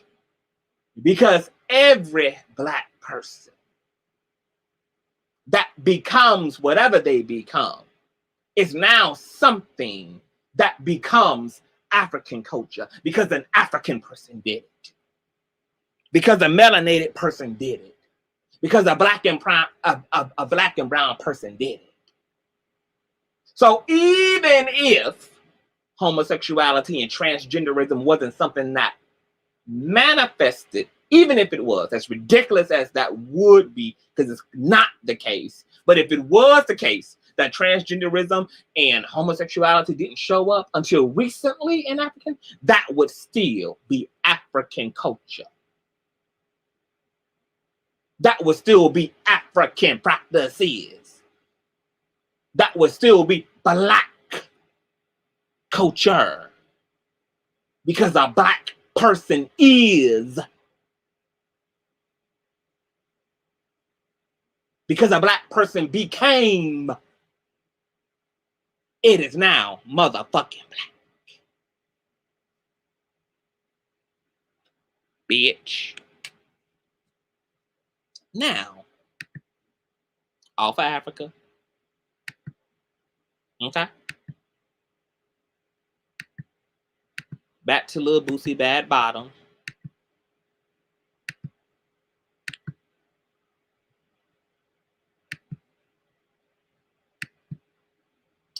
Yes, Miss Malena, I have a cousin who was gay, but he gave his life to Christ. I'm gay. And Christ got all of my life, honey. Yes, God, you can be gay and Christian, just like you can be Black and Christian. Lil Boosie Bad Bottom. Here he is again, y'all. Now,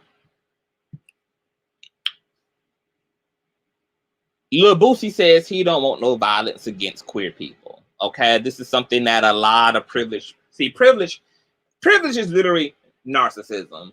Privilege is literally, you can just create synonyms for privilege. Narcissism, ignorant, stupid, low brain activity. There's a lot of AKAs, for privilege. To be privileged is really just a lack in education, okay? The more privileged people are, the more stupid they become because they're really uninformed and begin to live within a vacuum, okay? And living within that vacuum, living within that bubble, okay, separates them from the greater context of reality and conditions and culture, because bubbles and vacuums remove nuance.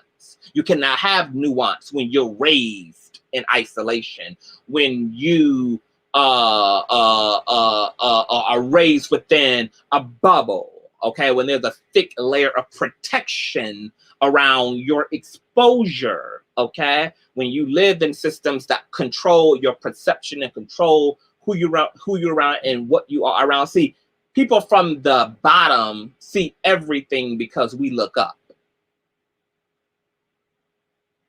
okay?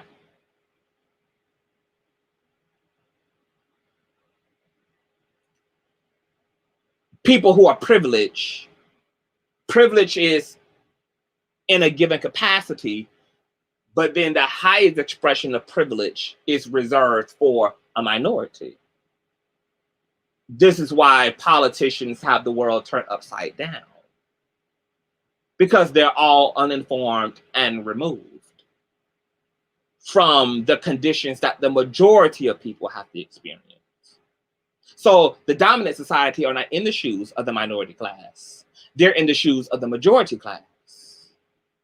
It's very easy for privileged people and the dominant society to have infinite blind spots in their mental lens, especially of other groups, because they don't walk in those shoes, which is why privileged people should posture themselves as learners. It is not your opportunity to talk when minority folk are informing you about their experience. It is not an opportunity for you to exert yourself exert yourself, or to insert yourself, or to dominate with your perspective when you are talking to the person whose shoes these actually are. You do not inherently have more authority on the subject matter when they're not your shoes to walk the fuck in. You do not have, okay, the greater authority or even the right, even, to project your perception as it relates to someone else's reality. When other people are informing you, the person whose shoes these not, the person whose walk this is not, the person whose reality this does not belong to. Okay, you. This defaults you to the shut the fuck up position. This defaults you to the listening position.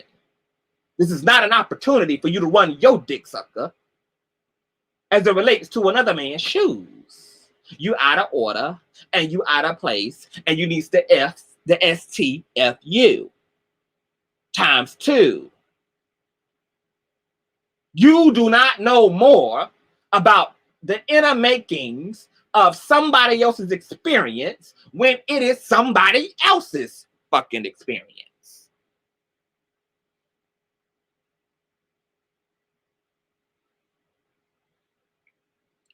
Privileged people don't understand that, because privileged people are conditioned to believe, okay, that because they are the dominant society, that they are also the smartest cookie in the package. When Black women go to talk about their experiences of woman within a white patriarchal system that also encompasses a Black patriarchal system, this is an opportunity for white and Black patriarchy to posture themselves as listeners. When Black trans women, Black trans men, queer Black men and women go to speak to dominant society, this is an opportunity for Black cis hetero and white cis hetero society to posture themselves as learners. Because queer people are a minority within a minority within a goddamn minority. See, the actual healthy use of privilege is to use it in ways that are empathetic and compassionate, to use what you have in abundance to distribute to other people who are less fortunate in visibility, less fortunate in representation, less fortunate in value. Not for you to keep people outside of the privilege so that you can maintain your uniqueness and your ego as somebody who most people are going to agree with because you're a part of the dominant society. And this is what makes it difficult for the dominant society and members of the dominant society to listen, because they have the majority of other members of the dominant society, as we can see from the Breakfast Club comment section, rooting them on. And in that way, power becomes numbers. So, of course, queer people look whiny and stupid, and their voices go completely unheard because the majority of people, as the goddess in the comment section said, agrees with Lil Boosie. So then, privileged people don't really feel or have or sense any reason to lend a compassionate and empathetic ear to the lesser class. Why should they? The majority of other ignorant, privileged motherfuckers like them agree that they're in right standing. And this can be the fatal fundamental flaw of a herd mentality. That there's not power in numbers when it comes to information.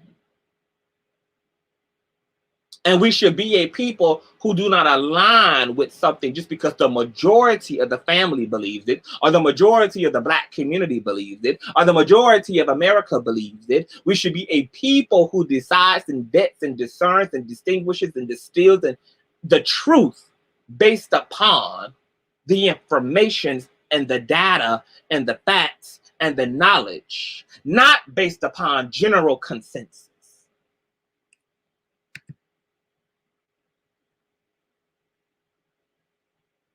Now, Lil Boosie said he don't want no violence against queer people. Well, as long as you're weaponizing your dick sucker as a member of the dominant class, you are inciting violence in one way or another. And I want us to scoot away from this idea that hate crime can only be in the form of physical violence, just like we need to divorce this idea that abuse is simply physical, because it's not. So just like we're not going to reduce child abuse to just physical abuse, or we're not going to reduce domestic violence to just physical violence, we also need not to reduce discrimination against queer people to simply physical. Because it's probably more ideological, emotional, and mental even than it even is physical. So when Lil Boosie says, I don't desire violence per se, I'm not inciting, you are. Because that violence isn't going to only be in the form of some trans woman ending up dead as a result of her living within a system that others her to the point that she's disposable, or that queer man or woman or trans man lives within under that ignorant rhetoric that others him, that abominalizes him. Not even a fucking word, but I make it up because it feels good to me. Because when you begin to other people and say that people are abominations and that people are something other than, that informs the dominant society that these people ultimately then can be extinguished and disposed of because they are a poison and a cancer or something negative to society. And then we see this attitude reinforced when queer people do die and when trans women and trans men are dead. We see, oh, she should have told. Oh, he must have didn't know. Oh, she must have tricked him. Oh, if you live in sin, then you die in sin. The wages of sin, we see it all. And all this comes by way of weaponizing religions and scriptures and biblications and weaponizing social norms and respectability politics in a way that subconsciously hypnotizes and indoctrinates and conditions people of the dominant society to see non-dominant classes as disposable classes of people. This is why America is so xenophobic, homophobic, transphobic. Because what is the reputation of America? The greatest country in the world, the wealthiest country of the world, the land of the free, the land of prosperity. America is the it girl at the cafeteria table. She's the girl who all the girls want to sit next to. So, of course, America is deeply superficial. It holds up a lot of progressive, inclusive proclamations, but we know that everybody ain't free in this motherfucking land. As much as freedom as is held up as a proclamation of America's spirit and posture, Black lives wouldn't need to matter. Black trans lives wouldn't need to matter. Black queer lives wouldn't need to matter. Women's equality, Black women's equality wouldn't need to motherfucking matter. If America was actually about that freedom and liberty life. We have hypocrisy. Hypocrisy that you always gonna get when it comes to privilege. And America is deeply privileged. And it only has that privilege because it made other people non-privileged. It stole, pillaged, maimed, raped, murdered, and exploited, lied, and deceived in order to crown itself.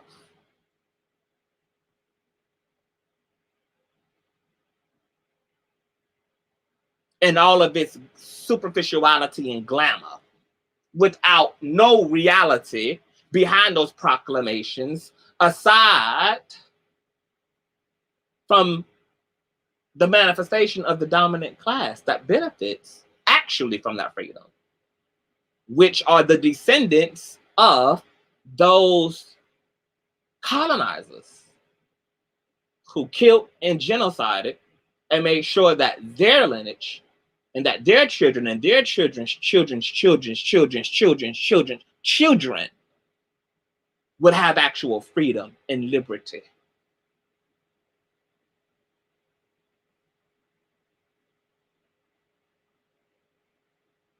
Within this land.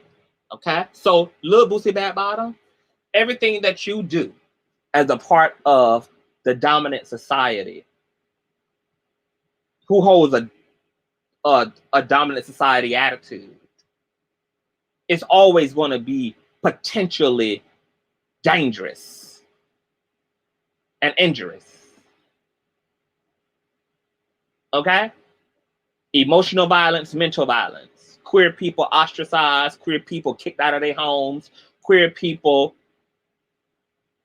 sexually assaulted, physically assaulted, discriminated against in housing, discriminated against in adopting, discriminated against in donating plasma, that these systems will reinforce themselves as long as people like you decide to use your privilege to keep people out, to keep people from that privilege, rather than using that privilege to bring people into the fold. Now, look, Boosie Bad Bottom also said that the older folk are rooting for him and his feelings about the gay agenda. That's of no surprise. Lil Boosie, shit, mama and daddy's generation was fucking worse than ours fucking was, okay? You talking, yeah, of course you have the support of the older generation. They reinforced respectability politics more than this generation of black and brown folk ever would, baby. You talking about the generation of respectability politics, baby. It was all about pulling yourself up by your bootstraps. It was all about looking away and presenting your way aesthetically in a white man's world. It was all about emphasis, okay, on appearance and presentation, even more so than reality. We need to look like a fine people, even if we are dysfunctional people. You talking about the generation that put more emphasis on making things appear one way, even though they were very different in reality. So of course you got the support of them fake assholes. Of course you got the support of the same older black women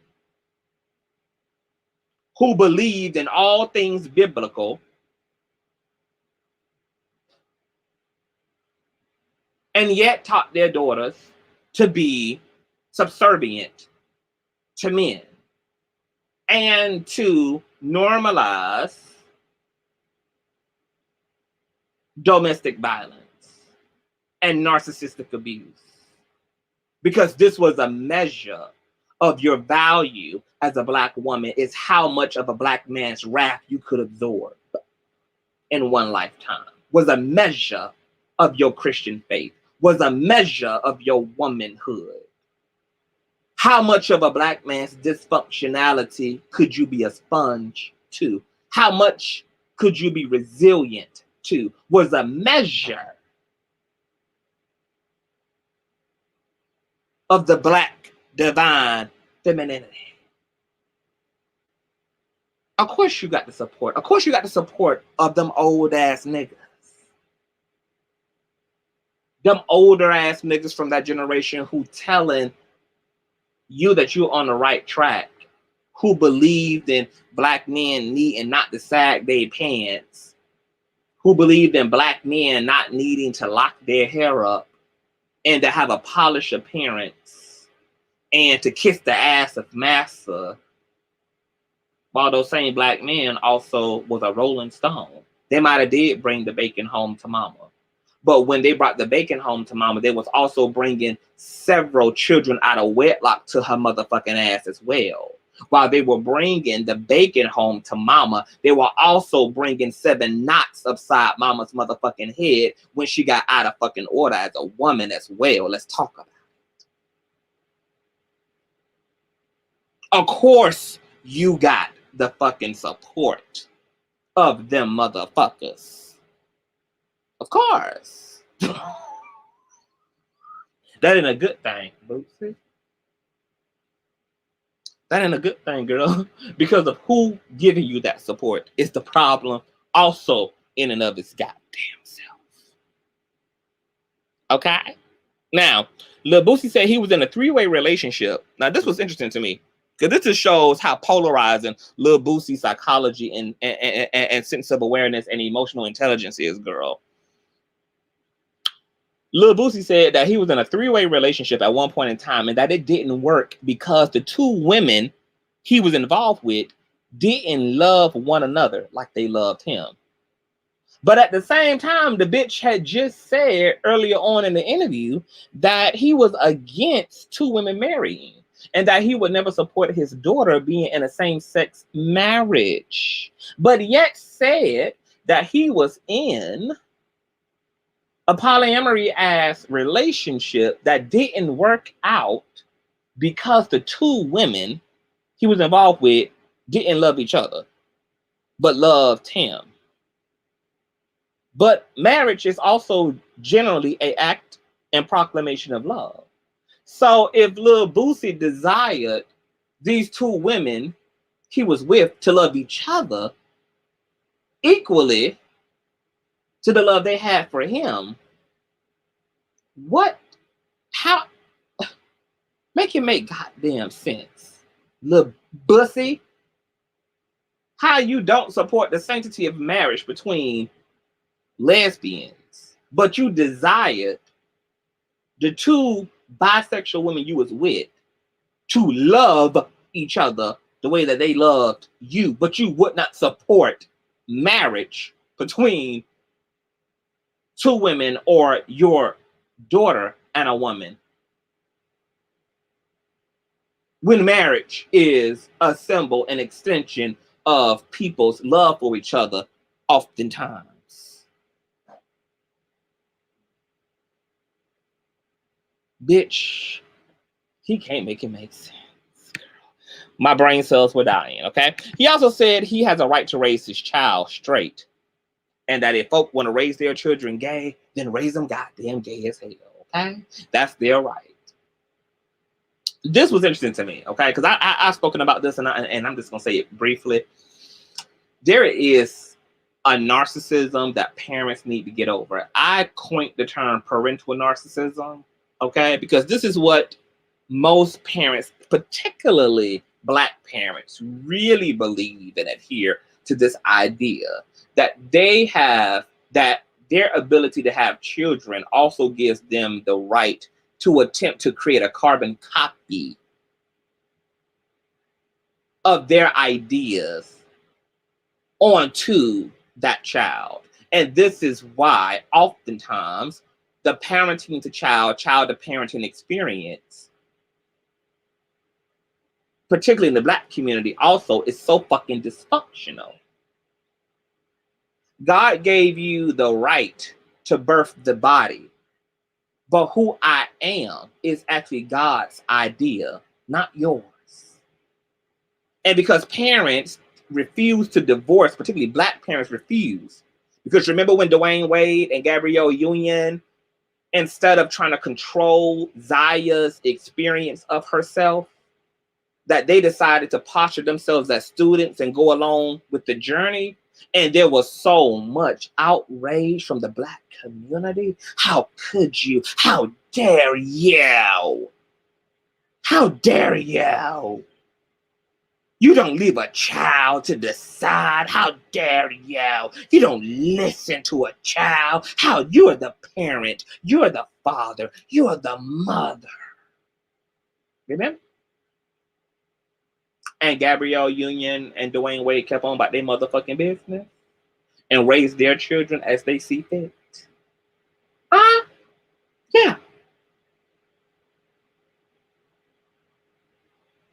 See, Dwayne Wade and Gabrielle are acknowledging that whatever Zaya is experiencing as it relates to her gender and or her orientation is a part of her actual humanity, and that these things are not exchangeable or cannot be manufactured. As I said earlier in the conversation, when you're straight, you're straight.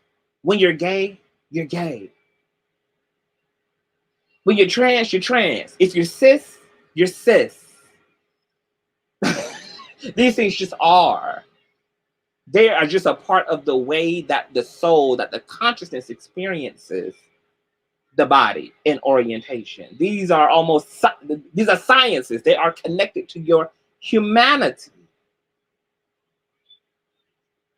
If more parents acknowledge that that young people know a lot more about they got themselves than we give them credit to. Young people come into this world knowing that they want to play ball. They come into this world sometimes almost dancing at the age of 9. How many goddamn autobiographies of professional dancers and professional athletes and singers and actors have their families and their parents talking about how they were singing since they were out of the Pampers. They were singing since they were 8 months old. How there were these strong traits and characteristics within this growing consciousness that was so obvious and naked to the eye at the earlier inceptions of these individuals. And yet we think that young people don't know what they feel. And then we ignorantly try to control that which they feel and that which they experience in their bodies. Now, this does not mean that in any way you need to allow your child to start slicing and cutting and doing all kinds of extreme shit. But all people, I don't give a damn whether it's parents, friend, family, church, whatever the context is, we need to learn to listen to other people. That also includes young people.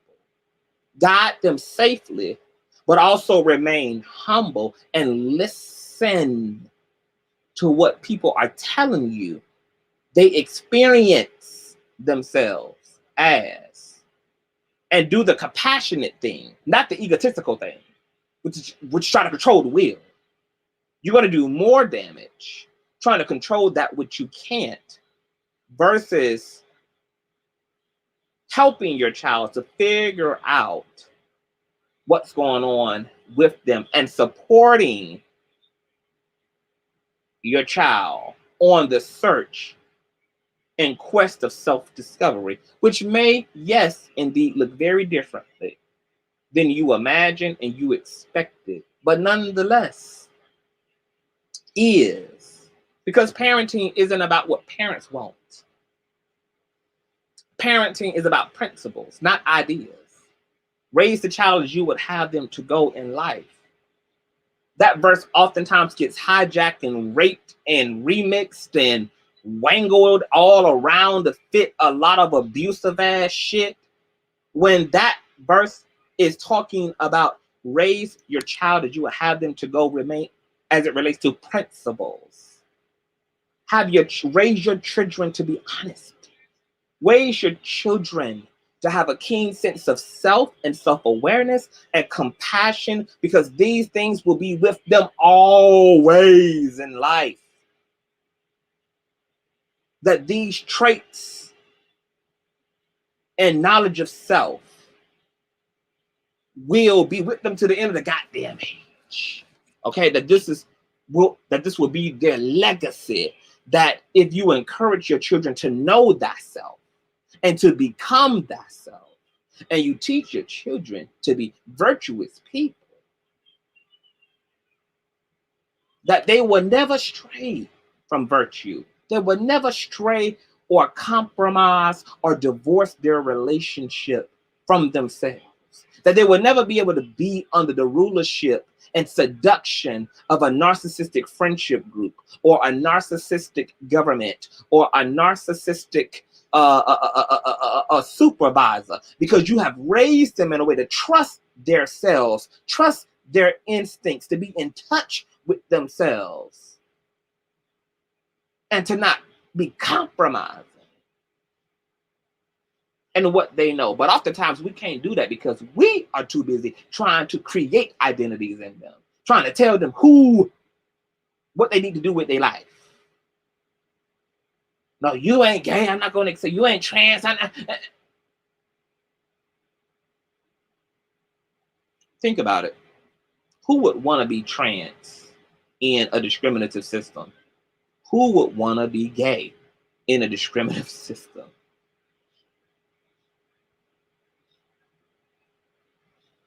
What's the benefit? What if somebody's telling you that they're queer, if they're telling you they're somewhere on the spectrum, it's because they fucking are. Gay people do not receive reparations because they identify as queer. Gay folk do not receive 40 acres and a fucking mule because they identify as fucking queer. Trans folk and queer folk do not receive special fucking privileges because they identify as queer. Think about the queer people in your fucking life. Do they have any super rights?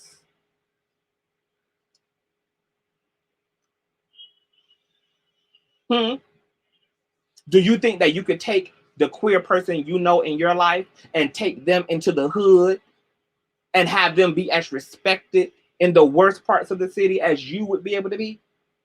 Just on the strength of sexuality and or gender alone?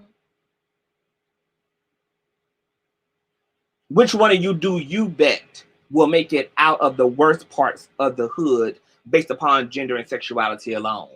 The heterosexual or the openly gay ass one? Or the cis hetero individual? Or the obvious trans identifying one of y'all? Which one of y'all do you think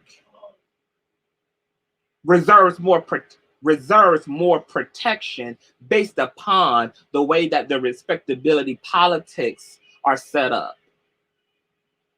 So what would be the goddamn benefit?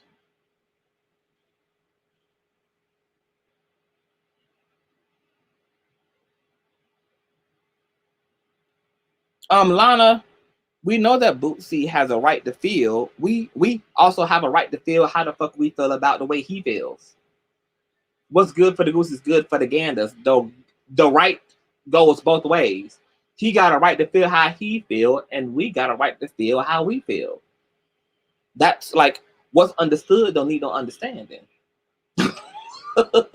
Motherfuckers got a right to an opinion, and motherfuckers have a right to have an opinion about a motherfucker's opinion.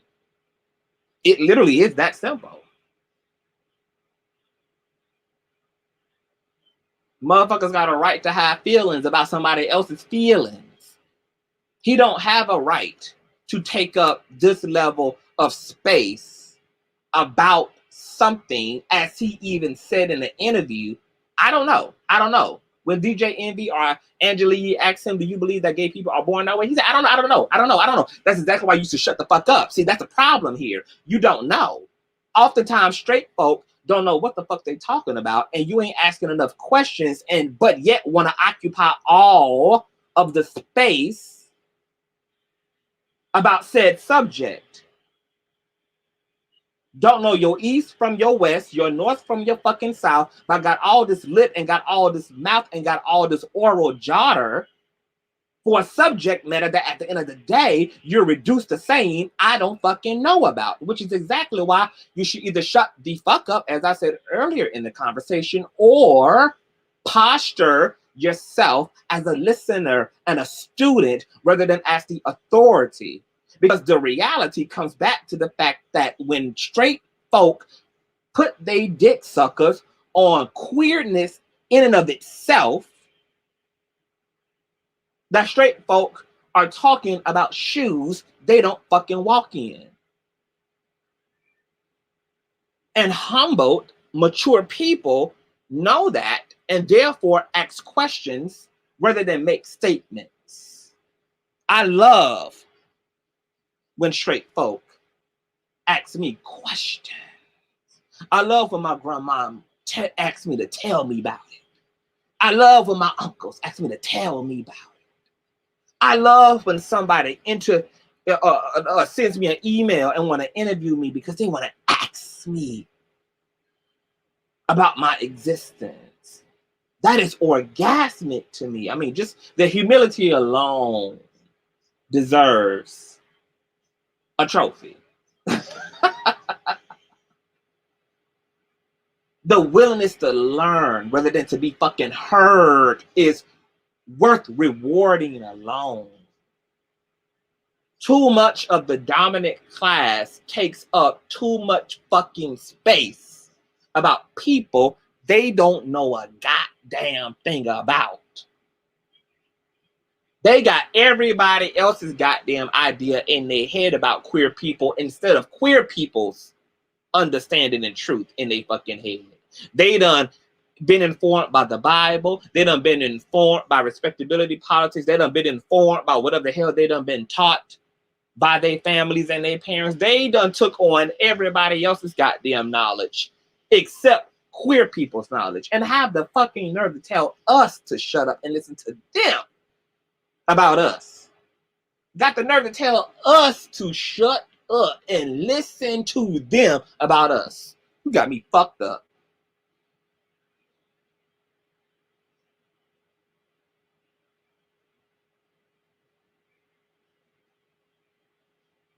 Fucked up.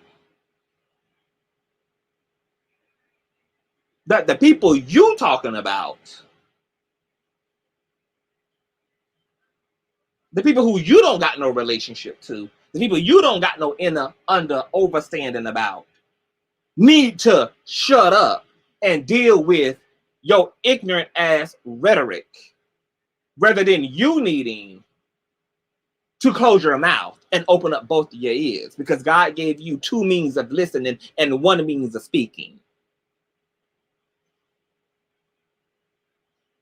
Okay.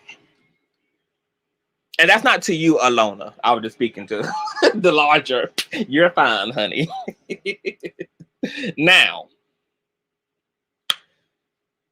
so no, Lil Boosie, you can say that you have a right to raise your child straight. You don't, you can't ask the other informed heterosexual folk in the radio room we're trying to tell you, girl. That's something that's out of your jurisdiction and authority. I understand that you're under the false pretense that you can raise someone straight or gay. You can raise them to behave straight or gay, but you cannot raise them to have a orientation of straight or gay. Amen? Okay. Now,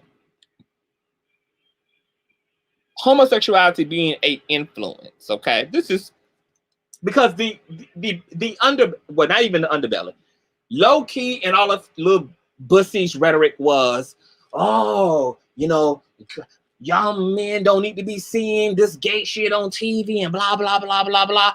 Gay shit is not contagious. I'm sorry. Gay shit is informative, like anything else your ass is exposed to in the world. Like, I didn't know that exists. Oh, that's interesting. But do you know where this argument that sexuality is contagious falls apart at? The fact that there are lots of straight heterosexual people in the world, lots of cis hetero folk in the world who grew up and have queer siblings raised right in the same house as their trans brothers and sisters, raised in the same house alongside their queer brothers and sisters, and yet they did not turn out gay, and their queer or trans sibling did not turn out cisgender or cisgender or heterosexual. Because queerness is not fucking contagious. Which is why you can have a gay child and a straight child, a trans child and a cis hetero child. This is why you can give birth and raise all these children up in the same household, eat at the same table, sleep in the same beds, have the same parents, have the same upbringing, and yet you have children who identify as straight and children who identify as queer, and children who identify as cisgendered, and children who identify as transgendered, who all come from the same fucking parents. Okay? There are plenty of straight folk in this comment section who have queer siblings, trans siblings, okay? Because heterosexuality is not contagious and queerness is not fucking contagious. Either it is or it ain't, baby. You either with the shits or you ain't with the shits. You can't protect folk. You can't stop folk from being trans. You can't stop sexuality. It is or it fucking isn't. And who got it, and who don't. Okay? It's just like fucking freckles, baby. Okay? You either got them or you goddamn don't. It's like light-skinnedness, bitch. You either got it or you motherfucking don't, ho. Okay? It's like 3C hair, 4C hair, 2B hair, bitch. You either got these textures or you motherfucking don't, bitch. Okay? So Lil Boosie's argument falls apart like all the rest of the ignorant, indignant ass Hotep's arguments fall apart. That somehow your young people seeing queer shit or trans shit influence them to do shit. Okay? Let me tell you what really happens. Sometimes you fuck around because you've been a parent trying to control who your child is, and they somehow get exposed to some shit you've been trying not to expose them to, and then they realize, oh my God, this is actually me. Lil Nas X is actually me. And then you end up shook. But then you misinterpret what happened and think that it's Lil Nas X who turned your damn child out, instead of realizing that your child finally had access to other fucking ways of living and showing up in the world and being, that gave he or she the opportunity to say, this is what I'm experiencing. I didn't know because I didn't see anybody like me and didn't hear from anybody who felt like me until I did.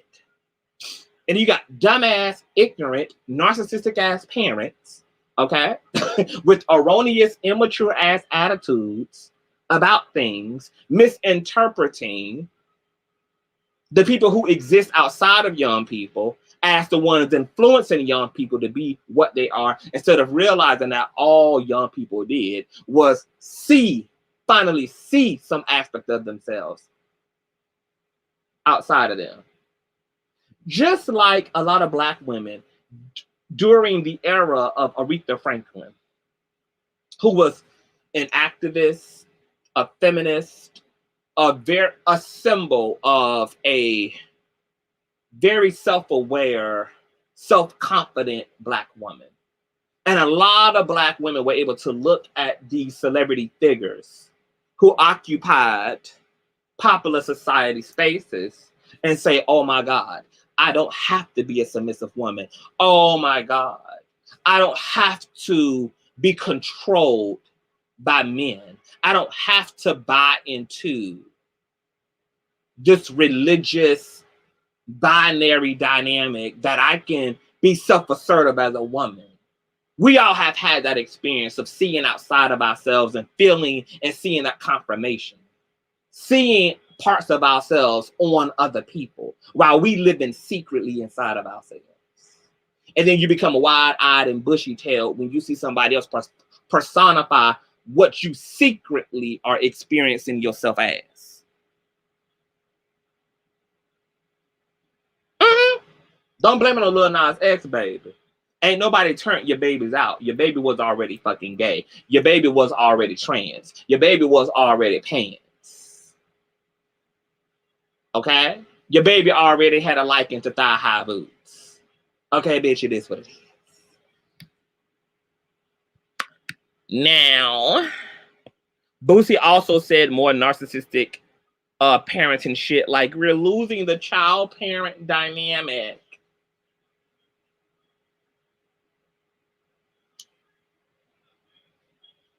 Only something that narcissistic parents are interested in doing is maintaining power.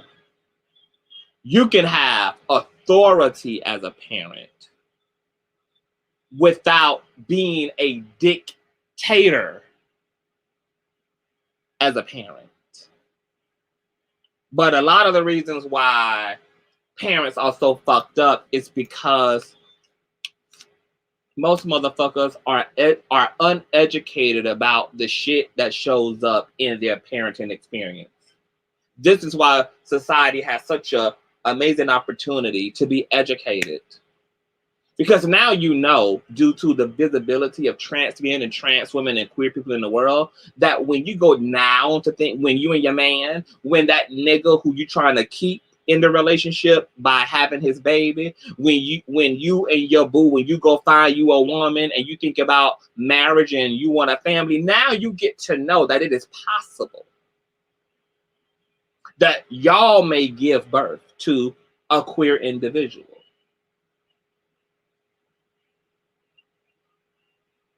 Yeah, see, that's powerful.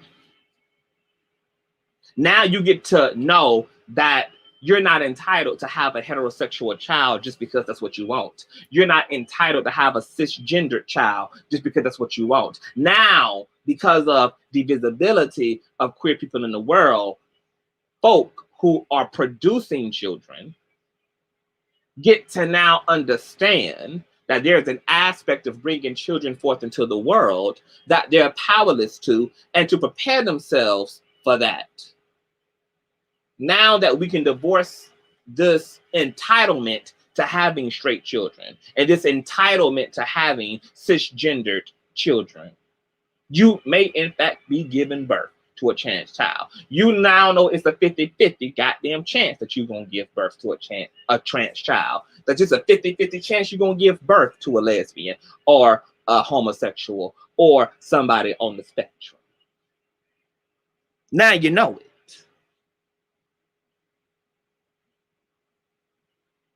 I hope that Nick Cannon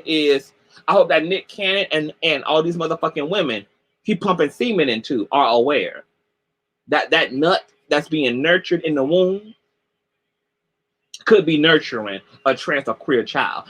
Now these are things that folk can start bringing into their expectations and better prepare themselves, because you may end up having to be a Dwayne Wade and a Gabrielle Union. And if you ain't got your shit together on these issues, this is why you need to continue to wear protection and wrap it up, or abstain from pregnancy and all possibilities thereof until you get your goddamn mind right, because you don't know who the fuck you bringing forth into the world. And that's something that folk need to take very seriously, so that you don't end up doing a fucked up ass job and then producing somebody, some queer person who some damn unsuspecting heterosexual person comes along in life and meets and marries, who end up having to call the goddamn download detective on because they wasn't able to come out of the closet and be affirmed when they came out of your pussy.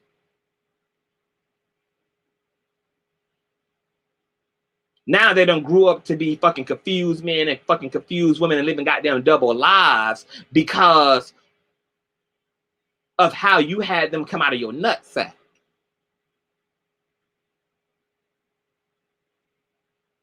See, straight folk, the dominant society, are the ones who get to bring an end to the down low phenomenon and the down low community by reconciling these things and having an intention to create a more nurturing, inclusive, and healthy environment and space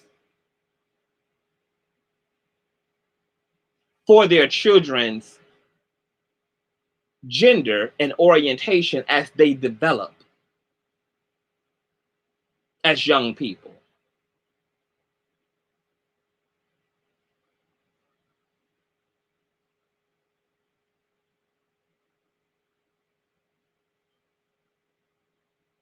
Yeah. Straight folk, the dominant society, have the power to bring it in to the down low community.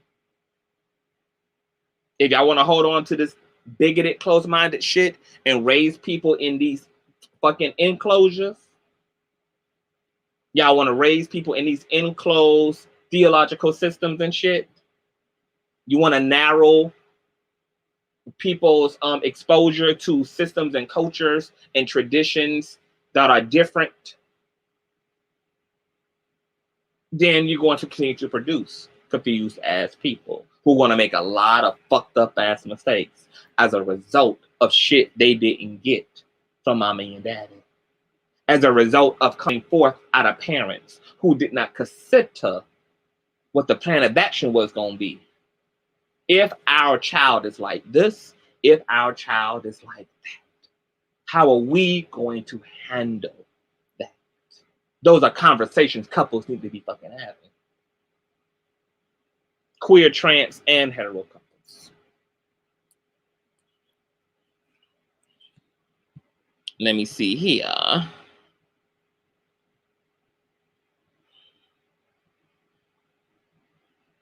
Okay, yeah, I'm at the end.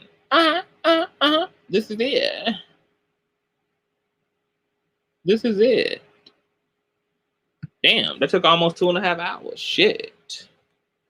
What's going on, Sting?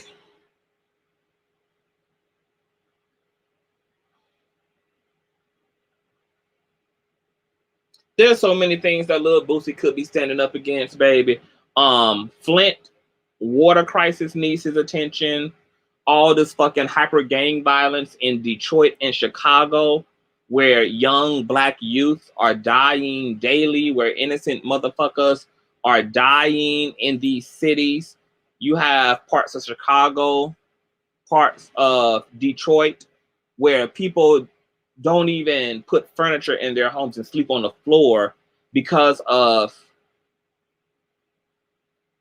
how rampant gun violence is, because of how random death by way of stray bullets are in the fucking city. And Lil Boosie got the nerve to be the Moses of the anti-gay agenda. So while he also preys upon and exploits his own goddamn children, I mean, Boosie is a joke, and all people who follow him are a fucking joke. Oz says that he too busy teaching them how to demean women by paying them to do whole shit online for him. Why he not teaching his sons to be whole emotionally? Oh, well, because he can't teach them or what he not. And that's exactly why I said all that I just said, Q. See, these parents are fucked up themselves. You have a lot of the blind giving birth to the blind. You have a lot of broken giving birth to whole and then making it broken. A lot of these people having babies are sick themselves, arrested development themselves, stunted intellectual capacity themselves, uneducated themselves, fucked all up from the inside out, they damn selves.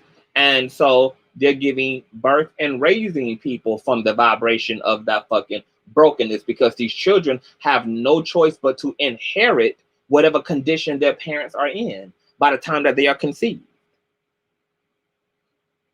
If Boosie was whole himself, he would be able to teach his sons how to love women, how to love themselves, how to respect other men, and not just have sex with them.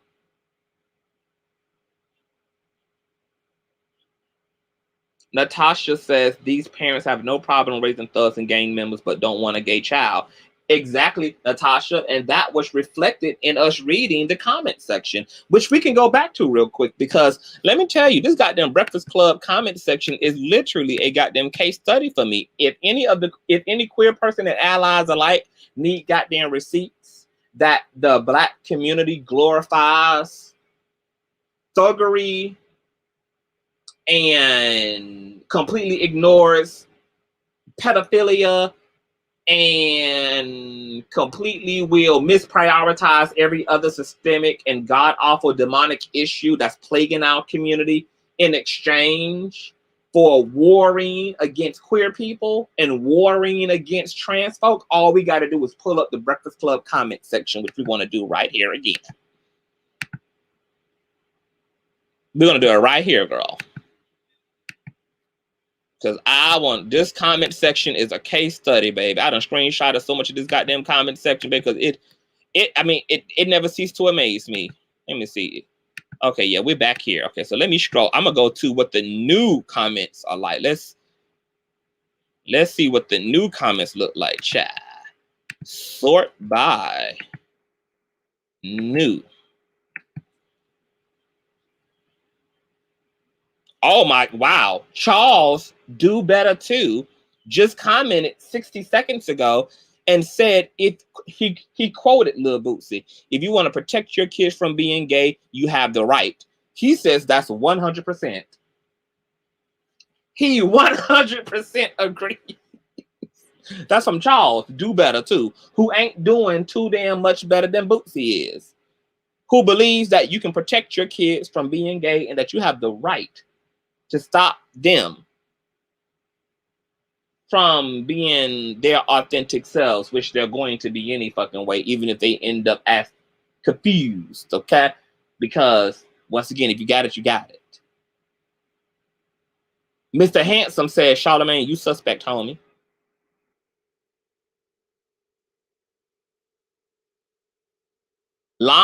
Oh, this part I forgot to mention. I screamed, okay? London says, Bootsy, how old is your son? His reply was 10 or 11.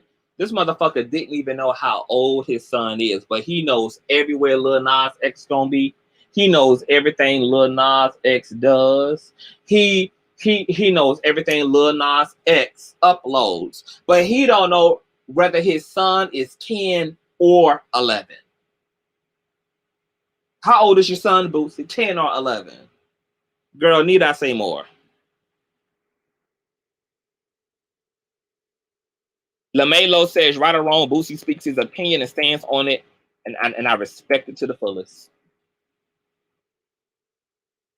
Akira says, it don't matter how misogynistic or homophobic Boosie is, don't nobody care as long as he keep making them hits. Wow. Here there's somebody is saying, it doesn't even matter what black men actually stand for, baby. As long as he continue to make poisonous and cancerous music that we can twerk to and do splits to and have a good time at the Freaknik on a Saturday night after 8, okay? The fellas get in free before 12. That's all that motherfucking matters, so.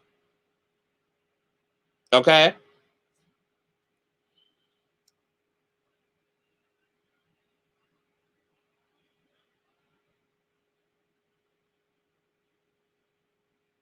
Okay, here it is. Akira seems to actually have some damn sense about his stuff. I guess he was being sarcastic, okay?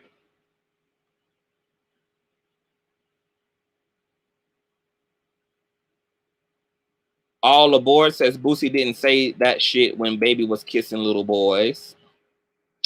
This the hypocrisy, honey.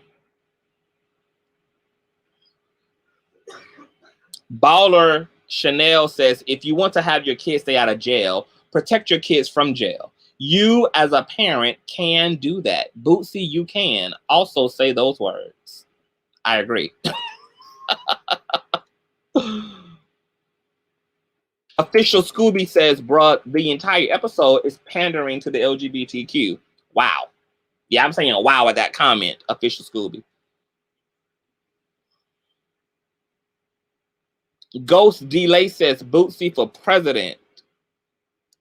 The Wet Cookie says, this is crazy. I think Boosie is right. I'm a parent and I don't want my daughter watching anything same sex. Like, what the fuck? The Breakfast Club really think it's okay, and trying to make an example, talk about guns and drugs is totally different from the same sex performances on a worldwide stage.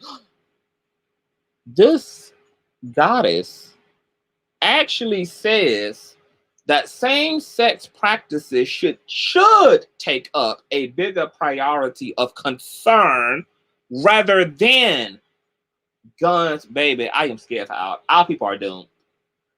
White people, you won, bitch. Y'all won. Our people far gone, baby. The IQ is gone, baby. We are officially in the goddamn sunken place. We in the fucking sunken place. The goddess, baby. One of the orange-haired goddesses in the motherfucking chat, girl, in the goddamn comment section, y'all, is saying that trying to make an example like guns and drugs is totally different from same-sex performances on a worldwide stage, period. Love Boosie. Wow, y'all. I don't even, there really ain't no need for me to, for there ain't, that's pretty much as bad as it could get. I don't even think I need to read anything. That's the ultimate climax of the ignorance right there. That we should be more distressed and fixated upon same-sex people and same-sex behavior rather than guns and drugs and violence perpetuated by aspects of Black media like hip-hop.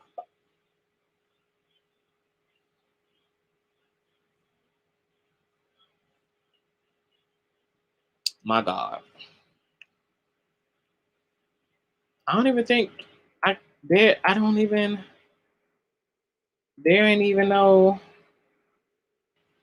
I don't even need to I don't even need to that's y'all, that's it. I mean, there you have it. There you have it. Q says, if I believed in the end times, I would say that comment section is a sign and a wonder, baby. Agent indeed. V-Nail says there's no way people really book. They do. They do, V-Nail.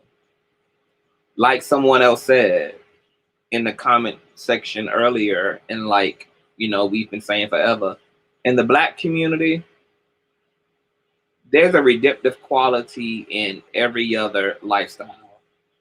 Thuggery, strippery,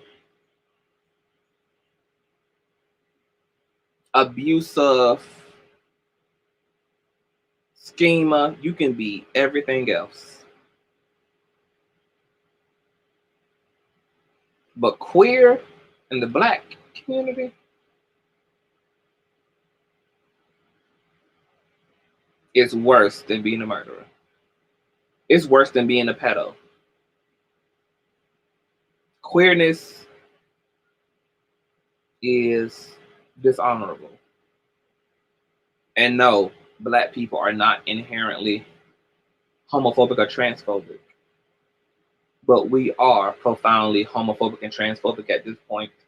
Yes, due to white supremacy. But nonetheless, doesn't change the fact that we are now a profoundly homophobic and transphobic people. And everybody would rather have, I literally saw another comment section last year where somebody asked that question. And the comment section, and I think the question was, would you rather have a thug or have a gay son for a child? And the majority was thug. That was the majority vote in the comment section. And this is why I don't listen to a lot of these interviews, and I don't watch a lot of this kind of stuff anymore, because you will start to dislike your own people. You will start to hate your own people. You will start to forget that white supremacy has everything to do with this, and really focus on just the explicit ugliness of your own people that's being displayed right in front of you, and you will lose the greater context. And because I strive every day to keep my attitude intact toward my Black and brown people, and I try to keep in mind how we got here and what did this to our community, why the Black community is so upside down. It means that I also make it my responsibility to not watch the Angela Stattons, and to not watch the Lil Boosie Bad Bottoms, and to not look at a lot of this stuff anymore, because it'll have you struggling to maintain what the root of the issue is, which is white supremacy in the West has done a fucking number on the black community. Done a fucking number. Got us self-imploding.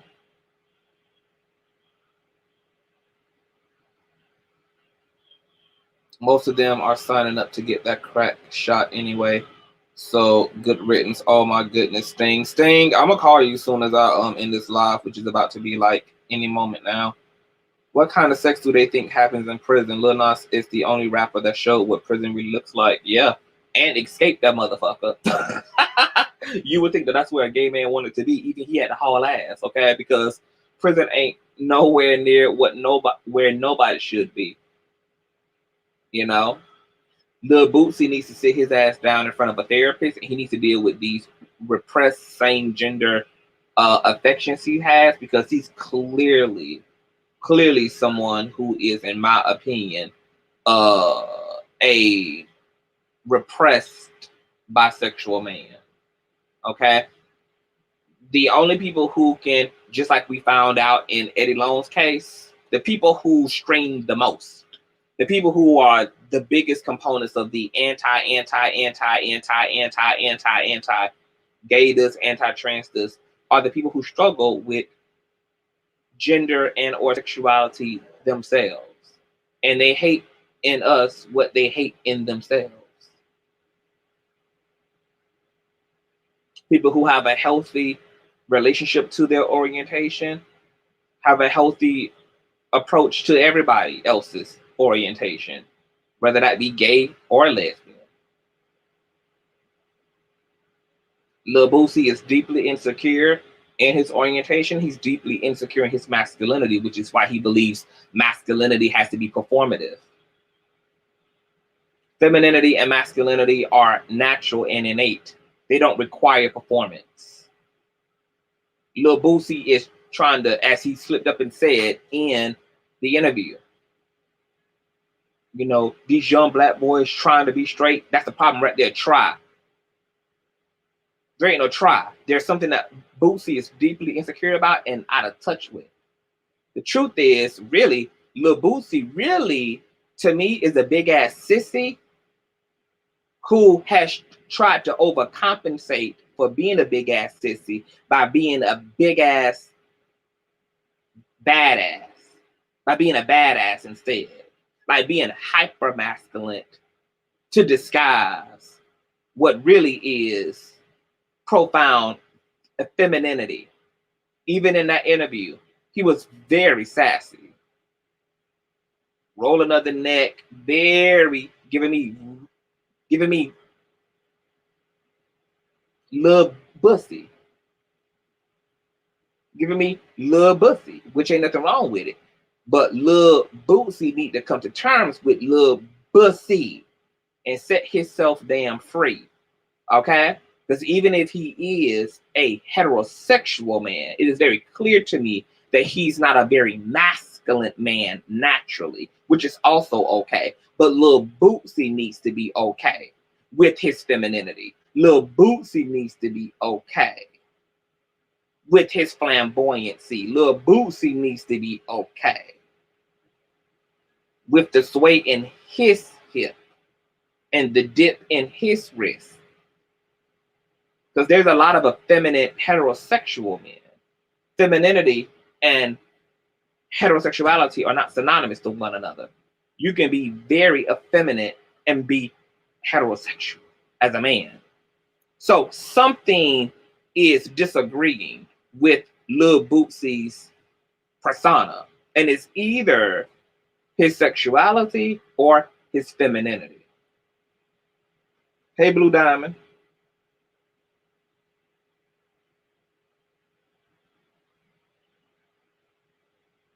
And this is clearly not an educated man.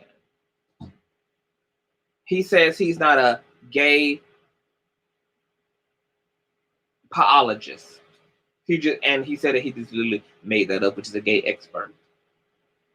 The man definitely did not graduate high school. This also leads to a lot of profound ignorance, and ignorance is dangerous. Lil Boosie is a prime example of ignorance and a lack of education leading to the manifestation of very dangerous living, which is why he's made so many mistakes, which is why he's an ex-felon. He's uneducated. And he's out of touch with himself. And he needs to come to full times. And as long as forward moving people are alive and well in the earth, we will be here to challenge all these hoes. They want to frustrate queer people, and queer people gonna frustrate them in return. Motherfuckers want to have a right to what they think and what they feel about queer people, and queer people have a right to feel and think what the fuck they want to think and feel about people who think and feel a certain way about them. So we all just gonna continue to be at the motherfucking table pulling each other motherfucking hair out. A bitch ain't gonna never be able to get away with using a goddamn dick sucker without us using ours in fucking return. And if straight folk don't like it, then straight folk can shut the fuck up, and then it wouldn't be nothing to fucking be arguing about. It wouldn't be nothing to be challenged. Because don't nobody really give a fuck how the fuck you feel. You're not gay, so what the fuck is it to you? Really, what the fuck is it to you? That's what the Breakfast Club was really trying to figure out, bitch. It's like, why are you so pressed? Why are you so pressed? Lil Nas X ain't thinking about you, girl, but you are deeply thinking and obsessed with him. What's really good? This nigga literally feels like he's being swallowed up by homosexuality because Lil Nas X is a thing. Compared to all the space that cis hetero folk take up in the world. Something is really wrong and disorienting about the way that Lil Boosie experiences his own femininity and his own orientation. And until he reconciles that, he ain't never gonna be able to get it. Because the issue ain't homosexuality. Or I should say the issue isn't homosexuality, isn't the homosexual community. The issue is the homosexuality within Lil Boosie. Until he can meet that man in the mirror.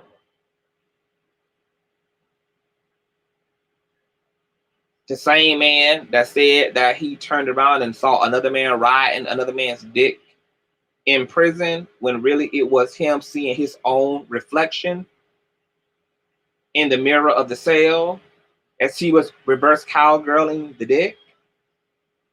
He got to come face to face with that. Lil Boosie got to come to terms with the fact that he like a little dick every now and again. Lil Boosie got to come to terms with the fact that he like a little peen every now and again. Lil Boosie got to come to terms with the fact that he loves to do the little uh-oh Beyonce dance when nobody's looking every now and again. Lil Boosie got to come to terms with the fact that he likes to do a little twerk every now and again.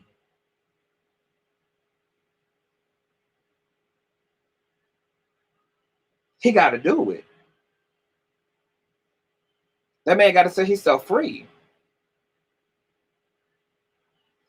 Hey, Black Rose Sniper. So we at literally the 3 hour mark. I'm closing out. Saying good night. If you didn't see the interview, I mean, hell, check it out, I guess.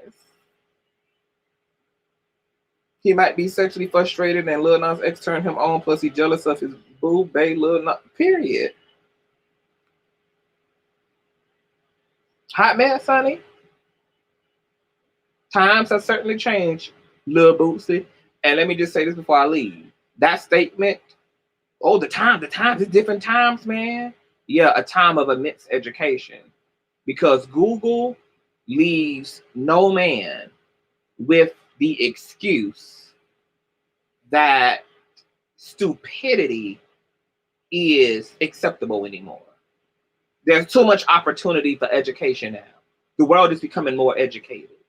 That's why the times are different. And only hoes who don't want to pick up a book and who don't want to be informed and who don't want to think their way through life have a problem with the time. The times are just more educated. So get with it, bitch. Because we here. We here. Hey, Big Rainy.